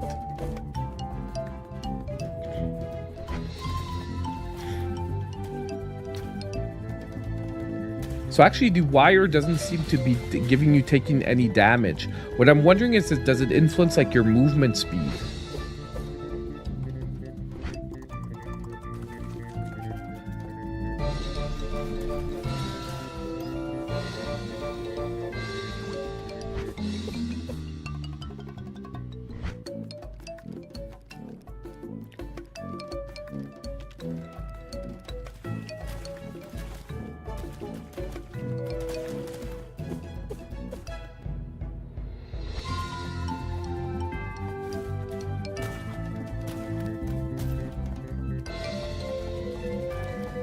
The art style is a little cutesy, but it still works.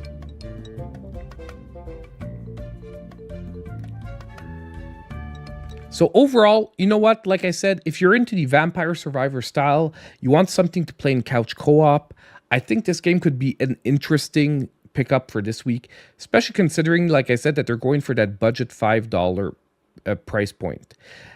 And I do see the comments. I do agree it looks a little mobile-y in its presentation style, but I'd be willing to give it a shot. I like the couch co-op, like I said, perspective, and it's very rare that mobile games would have couch co-op built into it, so I'm not exactly sure if it even exists on mobile platforms. Now, we have 2 games left for this week. Our before last one is going to be Skies Above, that is also releasing on April 17th. Once again, has a pretty budget price point of $7.99.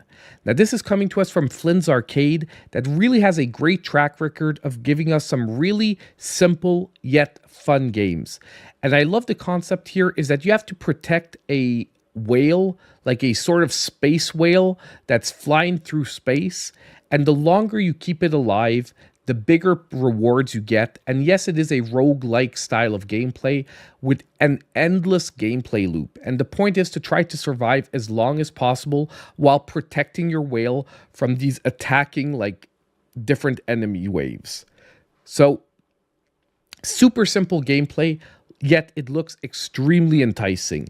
Let's take a look at the trailer. I'm sure this is going to be one of those addictive games that once you jump into, you're just going to have trouble putting down without doing just one more run.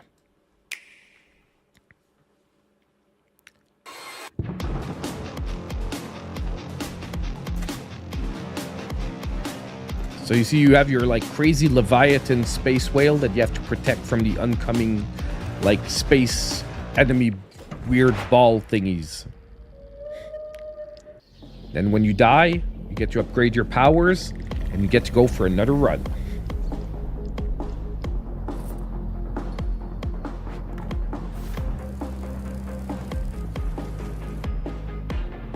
And for some reason, there's this weird fish collecting thing, but you know what? That's perfectly fine. As long as you know that whales aren't fish, they're mammals.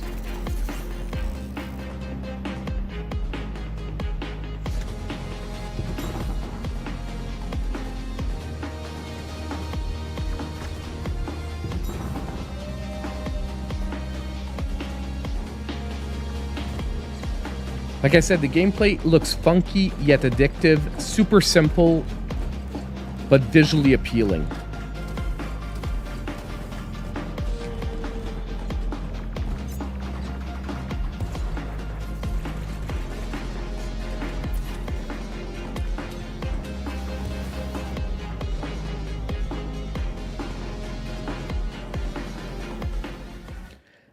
And once again, I'm loving the budget price point. $7.99 for a game like this can really be a great pickup point for the game. And you know what? If you want to wait, it's most likely going to go on sale. The Flynn Arcade games go on sale pretty regularly, and they hit that 50% mark pretty quick. If you can pick this one up for like $4 or $3.50, my God, it's going to be a steal, I think. And like I said, each one of their games I've played so far, I've enjoyed, especially if you're a fan of like retro arcade styles. And on top of it, they're easy to pick up, yet they become extremely addictive. Now, our last game for this week is probably going to be one of the biggest releases of the week for most people, especially retro enthusiasts, especially RPG fans, and that is the Lunar Remastered Collection that is releasing on April 18th. So we're finally getting out of April 17th and moving to the 18th. However, this one also does come with a pretty decent price point of $49.99. However, you're getting a crap ton of gameplay here. So the game, it might be $50, but we're talking about insane hours of gameplay here. And by the way, if you're unaware, the Lunar RPG series is considered one of the best RPG series of all time. If you ask for a lot of people what their top RPG series are in the retro RPG style, Lunar often comes up as one of the premier series RPG wise. So let's take a look at the trailer. But this is one of those collections. If you've never played the series, and you're a fan of retro RPGs, I definitely recommend it. And most likely, if you've already played the games, you're already convinced whether you're going to pick this up or not. So let's take a look at the trailer and see what this game is all about. In your dreams, magical thoughts, I still have this on DS. It's been on multiple platforms. In your dreams, love is the plot, carried on wings of hope. This isn't just my adventure, Luna. It's ours. It's so beautiful. You have to be reasonable. The Dragon Master causing problems must be an imposter. Dodge this! Mega Magic Flame!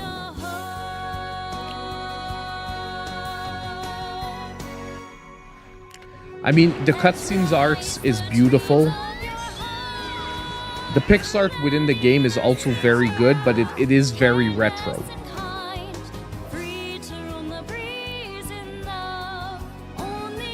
And I'm probably going to get this song copyrighted, so if ever I have to mute the song, by the way, guys, full trailer is available in the description down below. You can always check it out if I'm forced to mute the song for the video.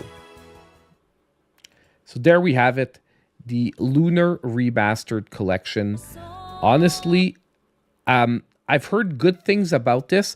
I just want to say I did check out a little bit of the comebacks for people that did get review codes for this early.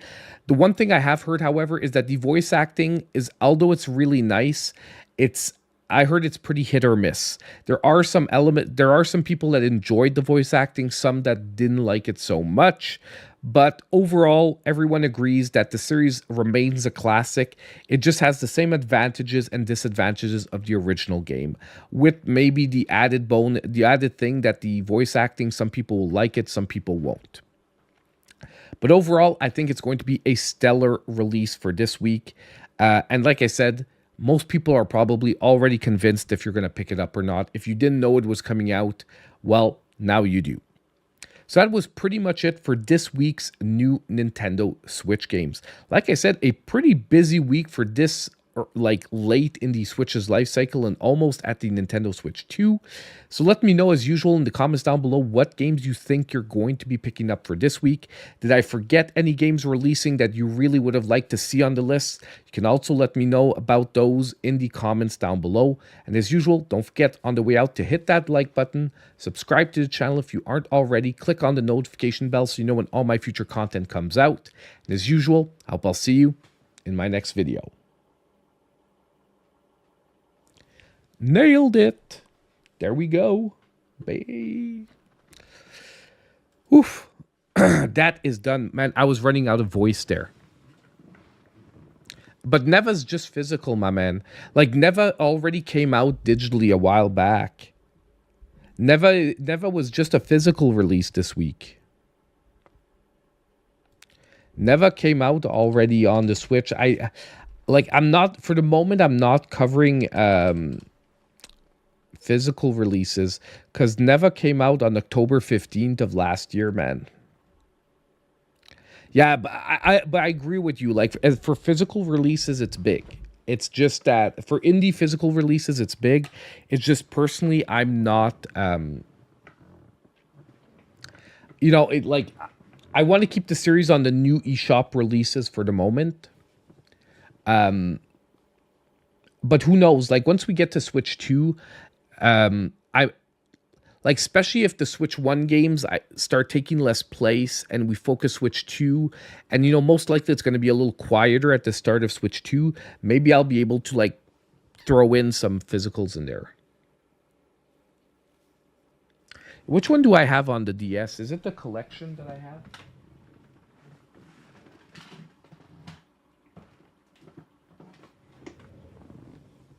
I forget which one is Dragon Song. I have Lunar Dragon Song on the DS. I can't remember if this is the first or second one. Is this the remake of the first or the second one?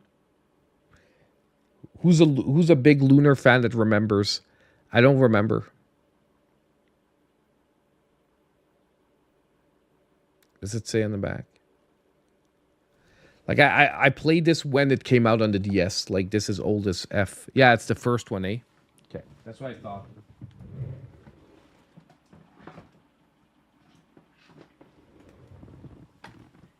Dude. I didn't even know I still had Final Fantasy IV on the DS. I thought I didn't have this.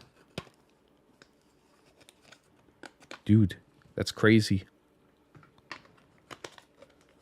The DS games that I'm really sad I sold were the Dragon Quest. I had all the Dragon Quest games on DS and I sold them a while back.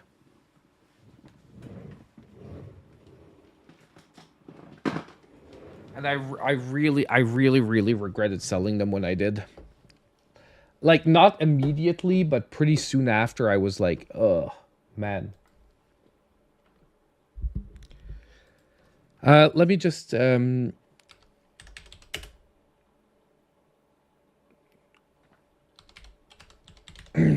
want to, like I said, I want to show you guys, like, an idea that I had for, like, some more, like, funny thumbnails for eShop deals.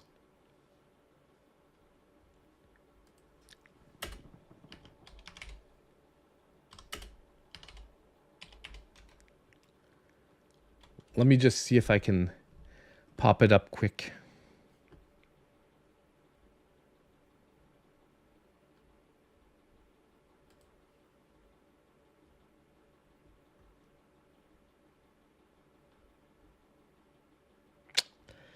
It's because the images are low res. But give me a sec. I'll still try and pop it up really quick. Give me a sec here.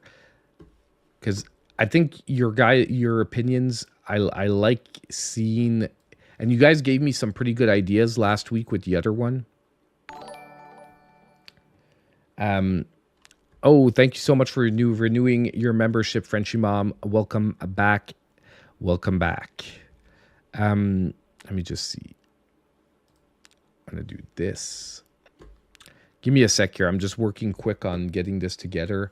It's gonna be quick and like not perfect, but it'll give you the idea of what I'm going for.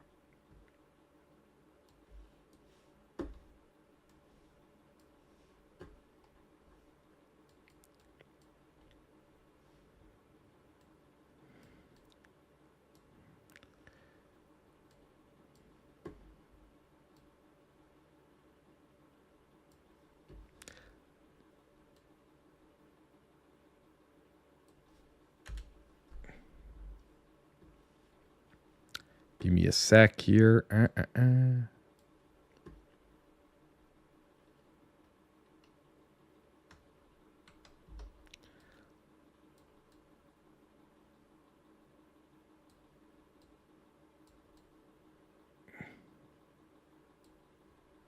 think I have to make this smaller. Give me 2 seconds here. I'm working on this really quick. And I'm going to read your comment because I see there's a comment. My bad. Won't be too long.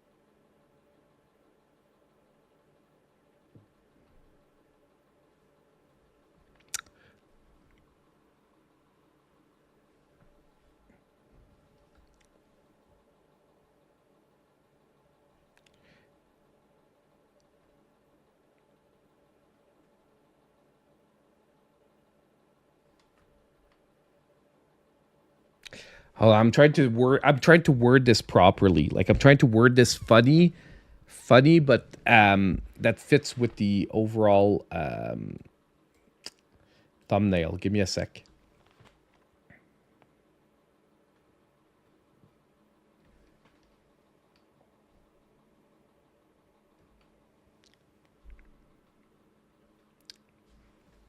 I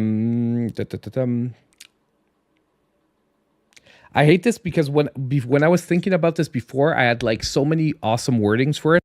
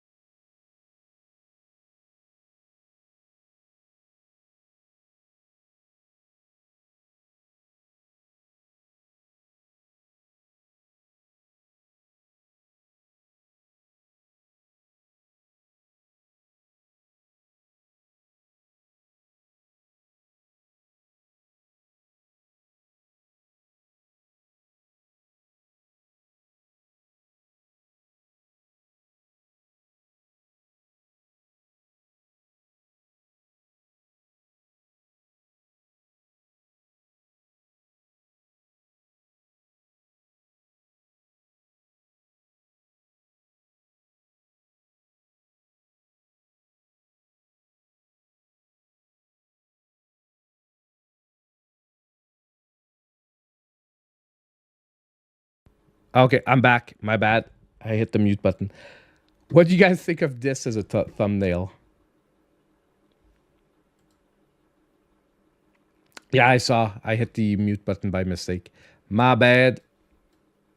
Like, wait. Let me put it like this. Like, is this funny? Like enough to get your attention as like weird, right? Wouldn't this be like funny?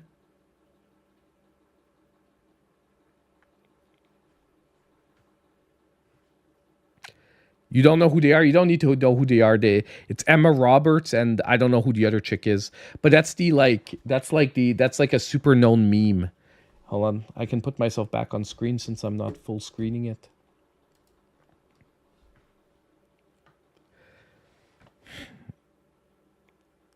No, that's not Hermione. That's Emma Roberts.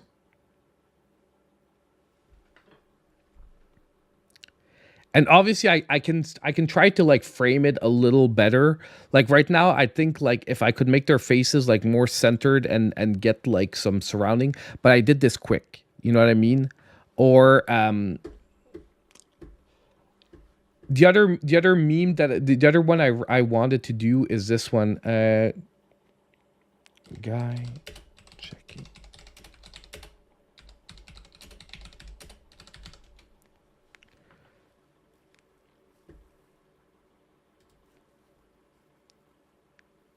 This is the other one I wanted to do.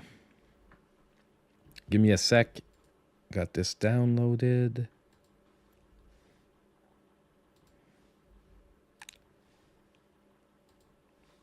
Let me just save.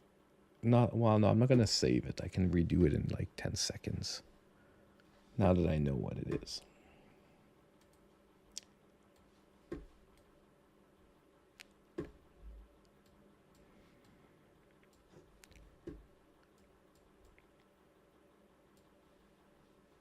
Give me a sec. This like that, like that.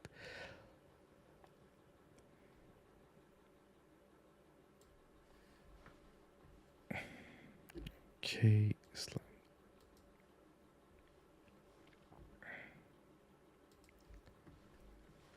And this, give me 10 seconds. I'll have it ready. I didn't mute myself this time, right? No, I didn't. Good. Let's grab this one.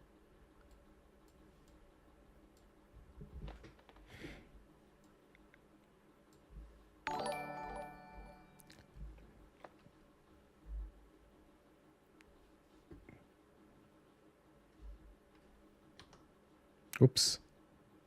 No, I do want that one there. And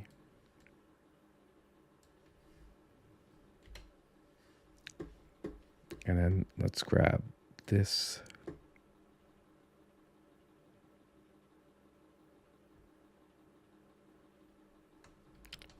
I'm not sure where I'd put it though. Okay, the eShop deals thing, I'll have to figure out where I want to put it.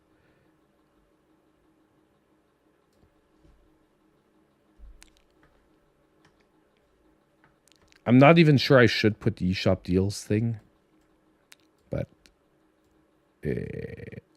let me put that there like that. Give me a sec. You'll see what I'm talking about.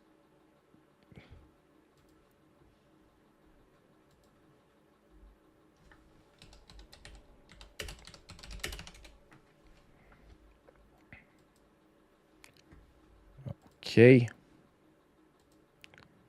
That's all fixed up.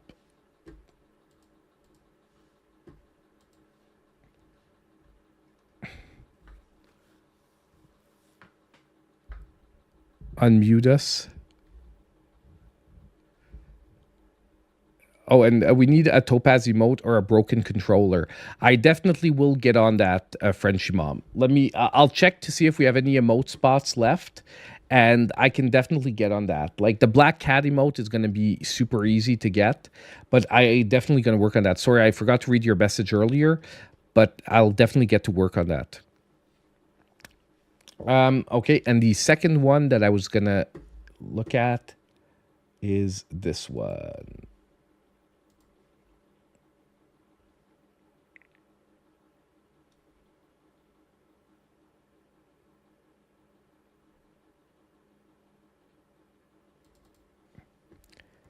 How about this as a thumbnail?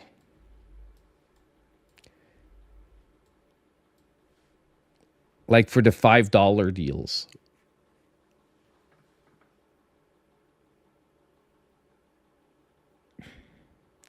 But the one thing I'm not sure about is like the eShop deals here, because like there's deals here, so I could put like eShop sale. But I don't know, I find like these could be catchy to use, like to use some of the more popular memes from time to time. None of you are muted, dudes. You're all unmuted. You guys can all talk. I think this one's pretty funny too, man. Cause you know, like it's like edgy without being pure edgy. You know what I mean? Like,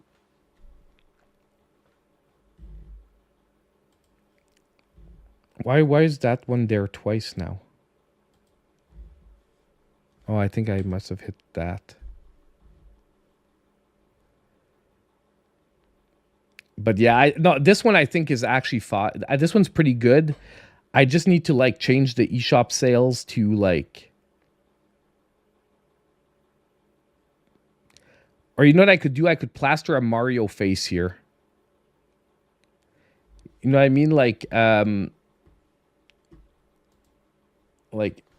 know. Is there a Mario head PNG? Like, easily downloadable?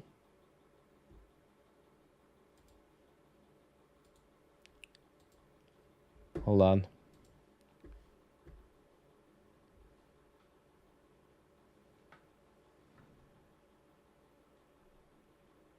Yeah, no, I know. Give me a sec. Like, I know, like I said, I'm doing it quick. Like, let's say we do this, and let's say I do this.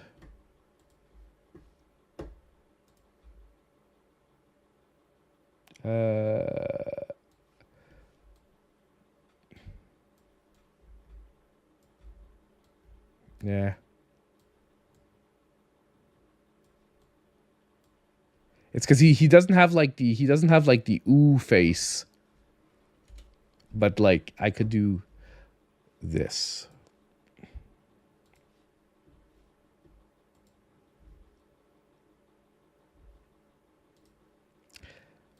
I don't know if the Mario head is too much on this one. You guys are gonna see it in like 2 seconds.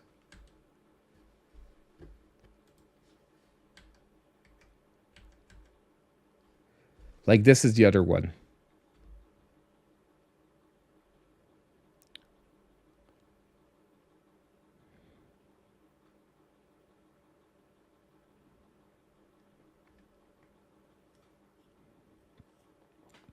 Like I can just swap the word deals for sale.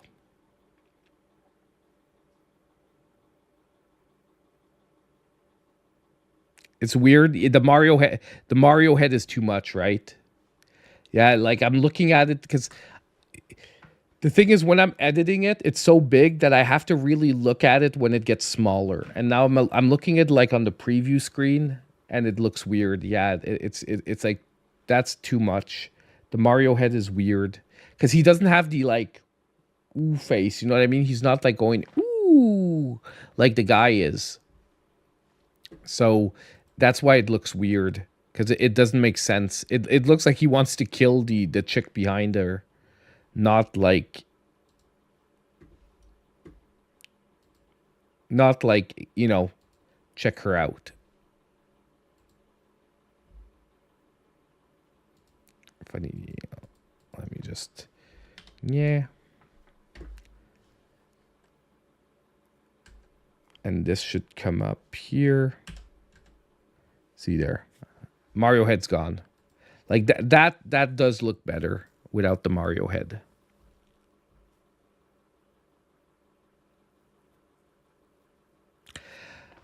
I know it's not the exact intention of the meme.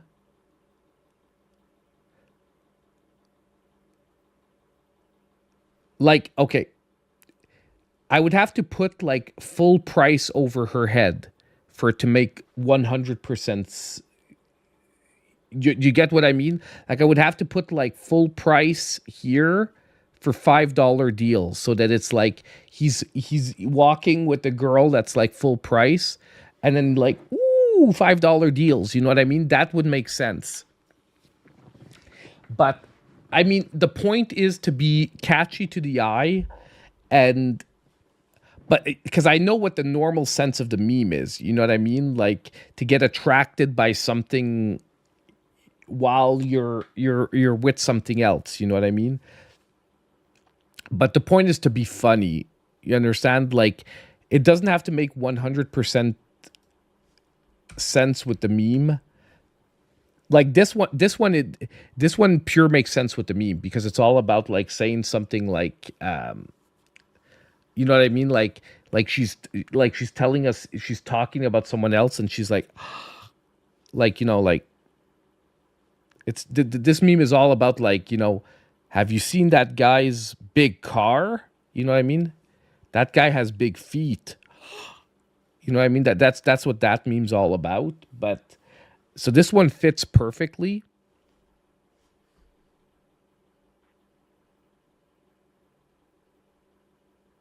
Yeah, this one makes complete sense with the meme, 100%.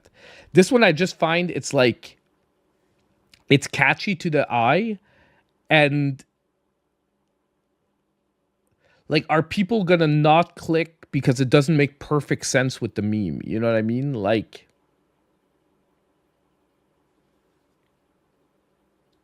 yeah. You know they're talking about his car, right? That has to be what they're talking about. They're like, have you seen that guy's Porsche?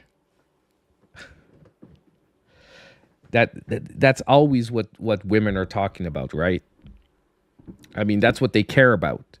It's the bank account. It's nothing else.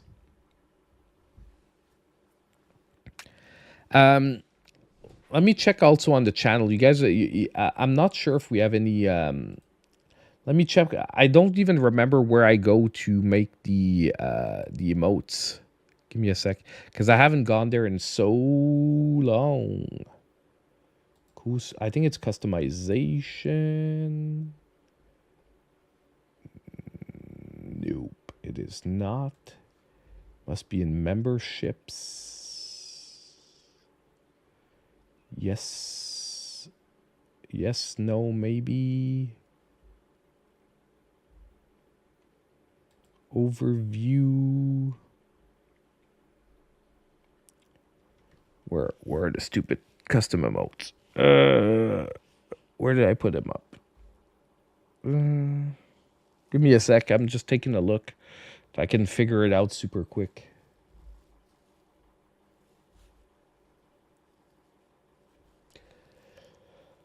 Like, I feel they have to be in the members section.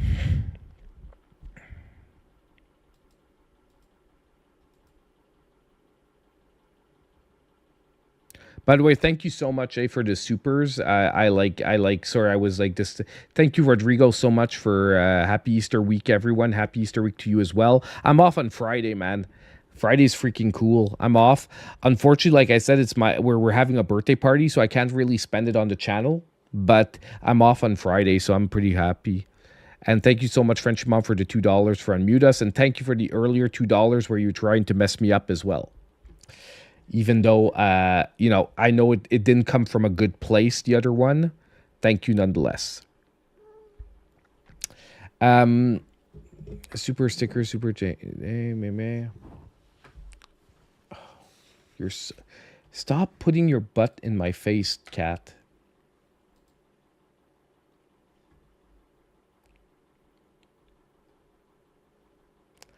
It's so weird. I can't find them right now. Maybe in community? No. Hold on. We're not done yet. Where were they?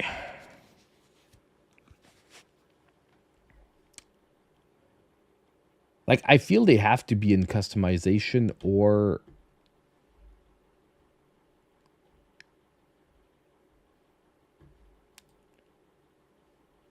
No.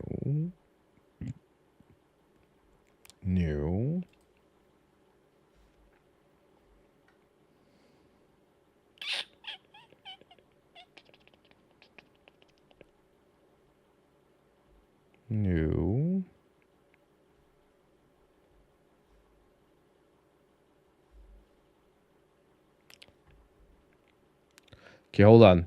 Let's Google this.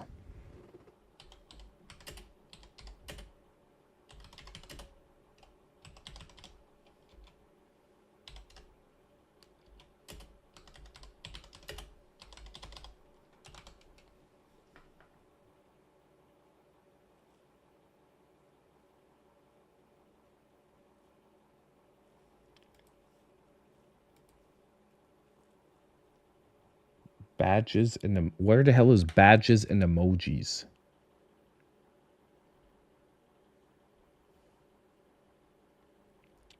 I'm supposed to go here. This page is supposed to have a badges and emojis on it, which I see 0 of.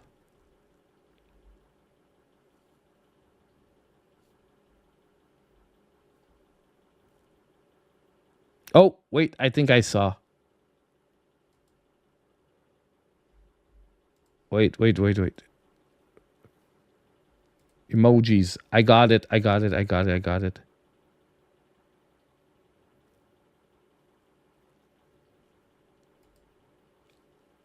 Ooh, I think we have still spots, guys. I think we still have spots. Let me see if I can find a black cat emoji.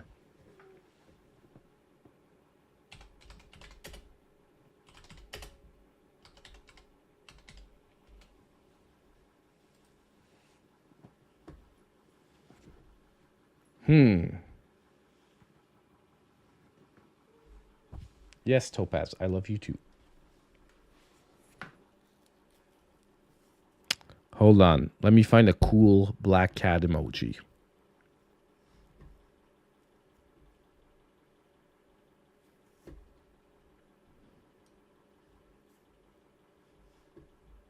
Let's you guys can help me. Like, these are different black cat emojis that we can use. Like, part of me likes this one. Just because, you know, Topaz likes showing her Butuski to everyone.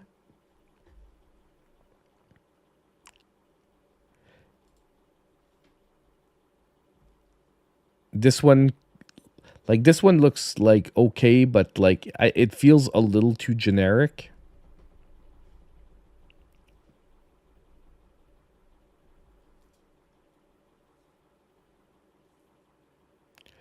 I don't know if I could use a real picture. I imagine I could use a real picture of Topaz. Let me see. Where's my phone? Let me see if I can take a real picture of Topaz. Like, this is a test. I can always change it later. Give me a sec. Hey, Topaz. I think I got a pretty good one, actually.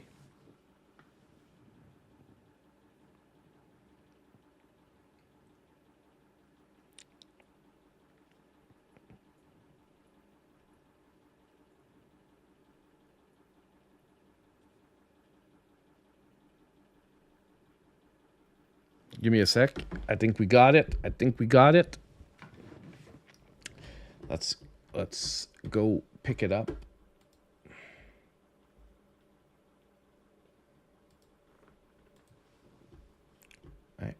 And download the Topaz image.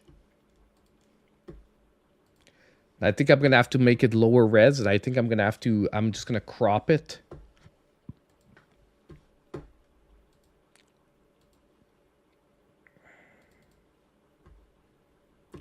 Kropinski.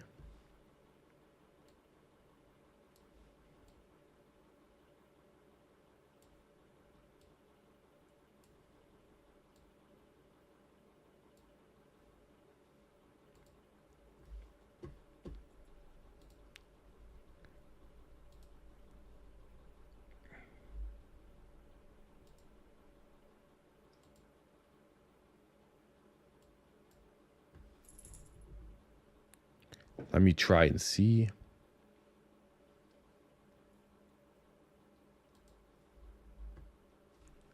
Topaz emote. I'm just hoping I can make it small enough. If not, I'm going to try things to make it smaller. But give me a sec. Let's start by scene. Topaz.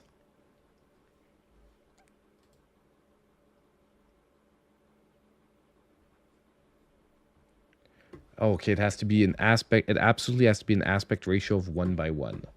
So just give me a second.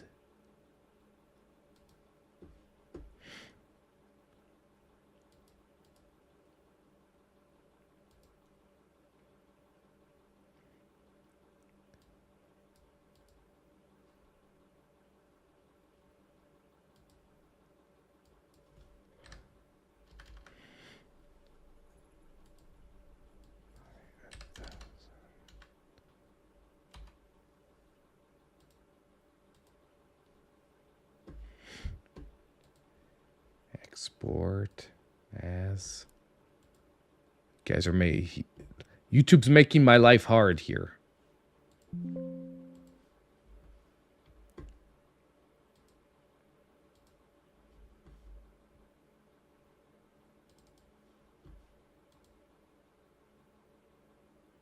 Oh, it worked.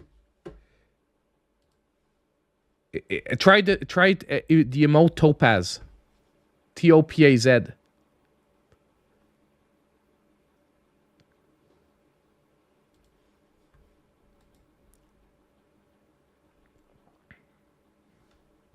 Isn't it slash Topaz, right? No, it's not slash. What's the emote stupid command? I'm so dumb.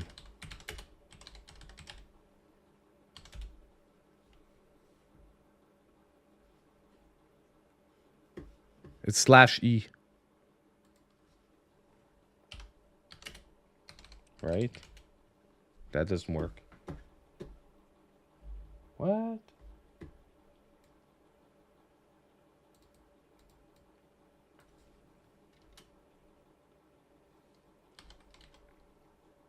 I don't know if there's like some time before it works. Give me a sec.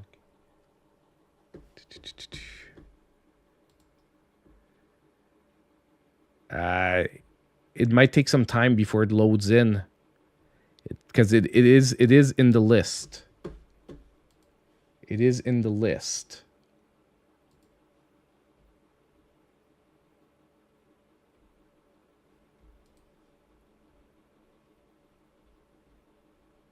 Let me just refresh the stream, okay? Let me see if it pops it in. Oh, there it is. It's working.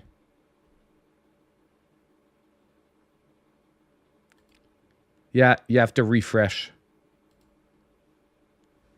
There we go. We've got a Topaz emote.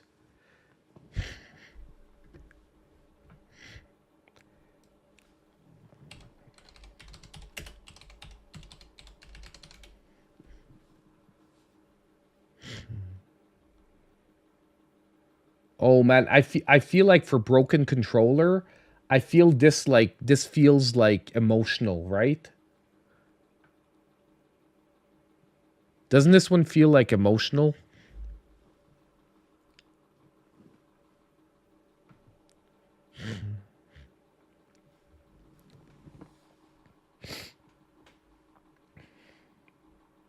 Because on top of it's like a GameCube style controller.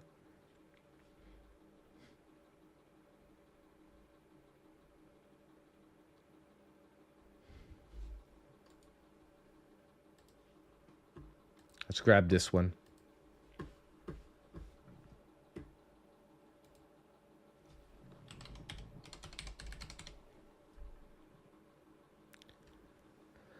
Are you a member? Generally, I think you have to. No, I think everyone has access to them, right? It's not only members, or is it?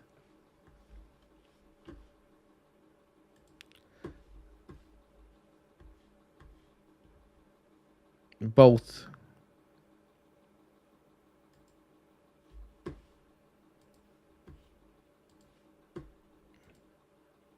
Give me a sec. Open. There we go. Image size.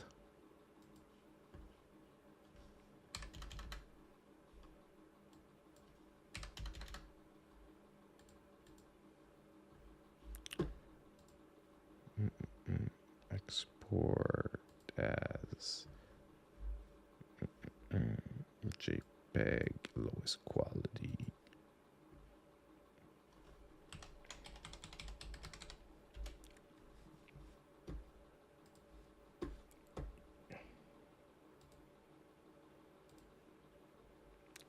Okay, hold on. There we go. Now, if you refresh, you should also get the broken controller one.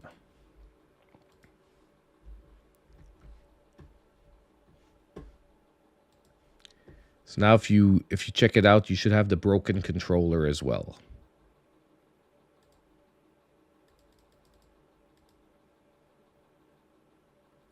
It doesn't look so good, does it? because it's hard to tell what it is.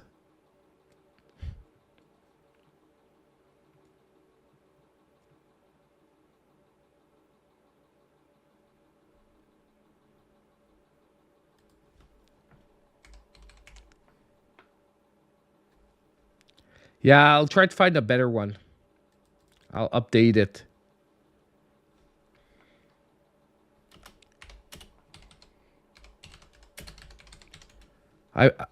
I put your remote in the chat, Grovel.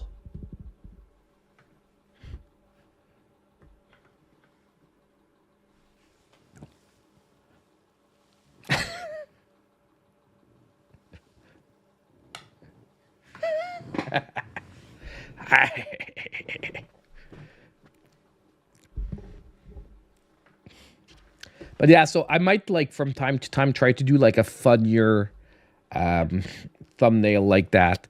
Like just from, you know what I mean? Like those are some huge eShop deals.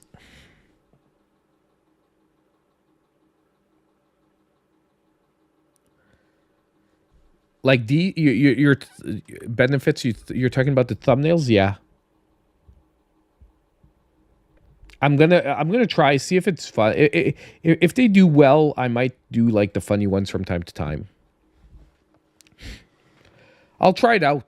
Like all it's gonna do is maybe one video people are gonna like complain about the thumbnail. Who cares? Like whatever. I want to start. Well, I've been doing it for a while, but I want to have some fun with the channel. You know what I mean? Like, not that it's not always fun, but what I mean is like, I want to stop thinking of like, oh my God, is this going to make people angry? Are people not going to like this? I just want to do stuff that I want to try because it's fun, like for the lulz.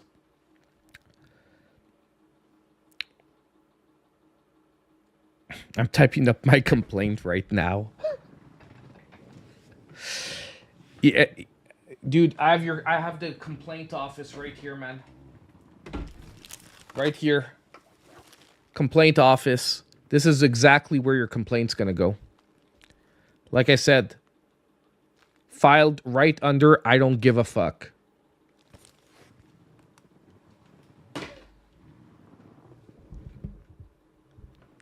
Report Rick for the poop emoji.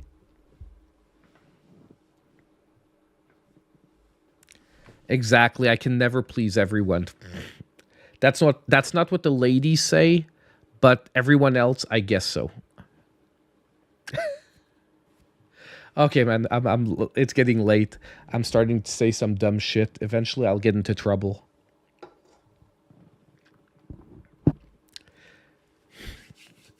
Instead of that's what she said, that's not what she said. That's not what she said. Okay.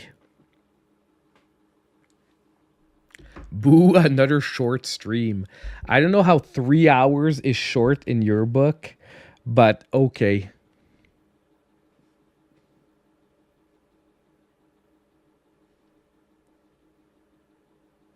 Exactly, Frenchy Mom. Man, I had to keep it going. Come on. Like, it is what it is, man.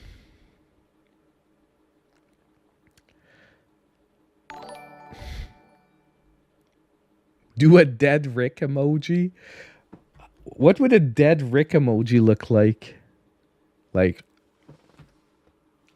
I don't know. I have to make like a tongue sticking out of the side of my face.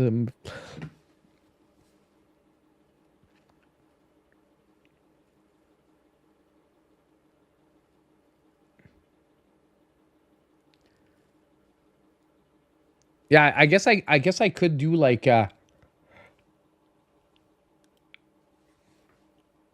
tongue out and then I put 2 X's over my eyes like in Photoshop. I can Photoshop like 2 X's on my eyes. I guess I could do that for dying. Yeah, this is the main channel. But the replay for the stream goes on the side channel. You definitely could. You definitely could. Let me see if I can do that tomorrow. Okay. And I'm going to try to find like a better broken controller one. But I feel like no matter what I do, it's going to be too small. Because it's like a hard image to get right. But I love the Topaz one, though. The Topaz one came out great. Topaz is now immortalized.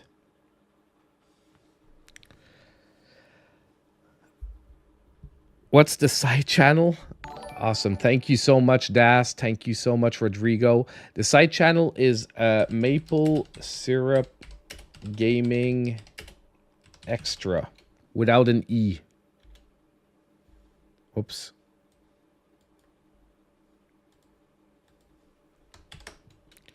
It's Maple Syrup Gaming Extra without an E.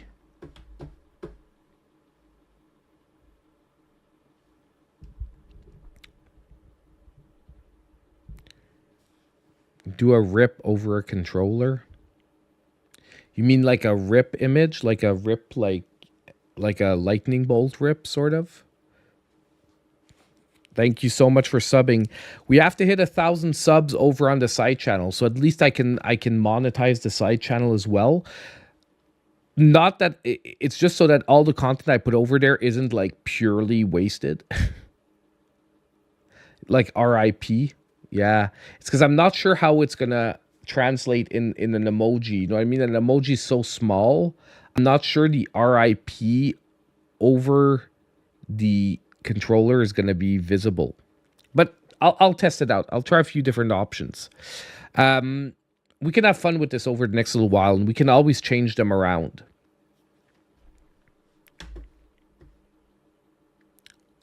Marvel Snap? Nah, man. No, I removed it from my phone. I removed it from my phone. I no longer have Snap. Do the Dead Rick one? Yeah, I will, but I'm gonna do it right. Like I'm gonna take an actual picture of my face, like doing the tongue thing with my main camera, and I'm gonna PNG it. You know what I mean? Like I'm gonna cut my face out so that it's only my face with the 2 X's, so that the face takes as much space as possible, so that it's super visible. I'll do it. I'll just do it like tomorrow. I'll do it properly.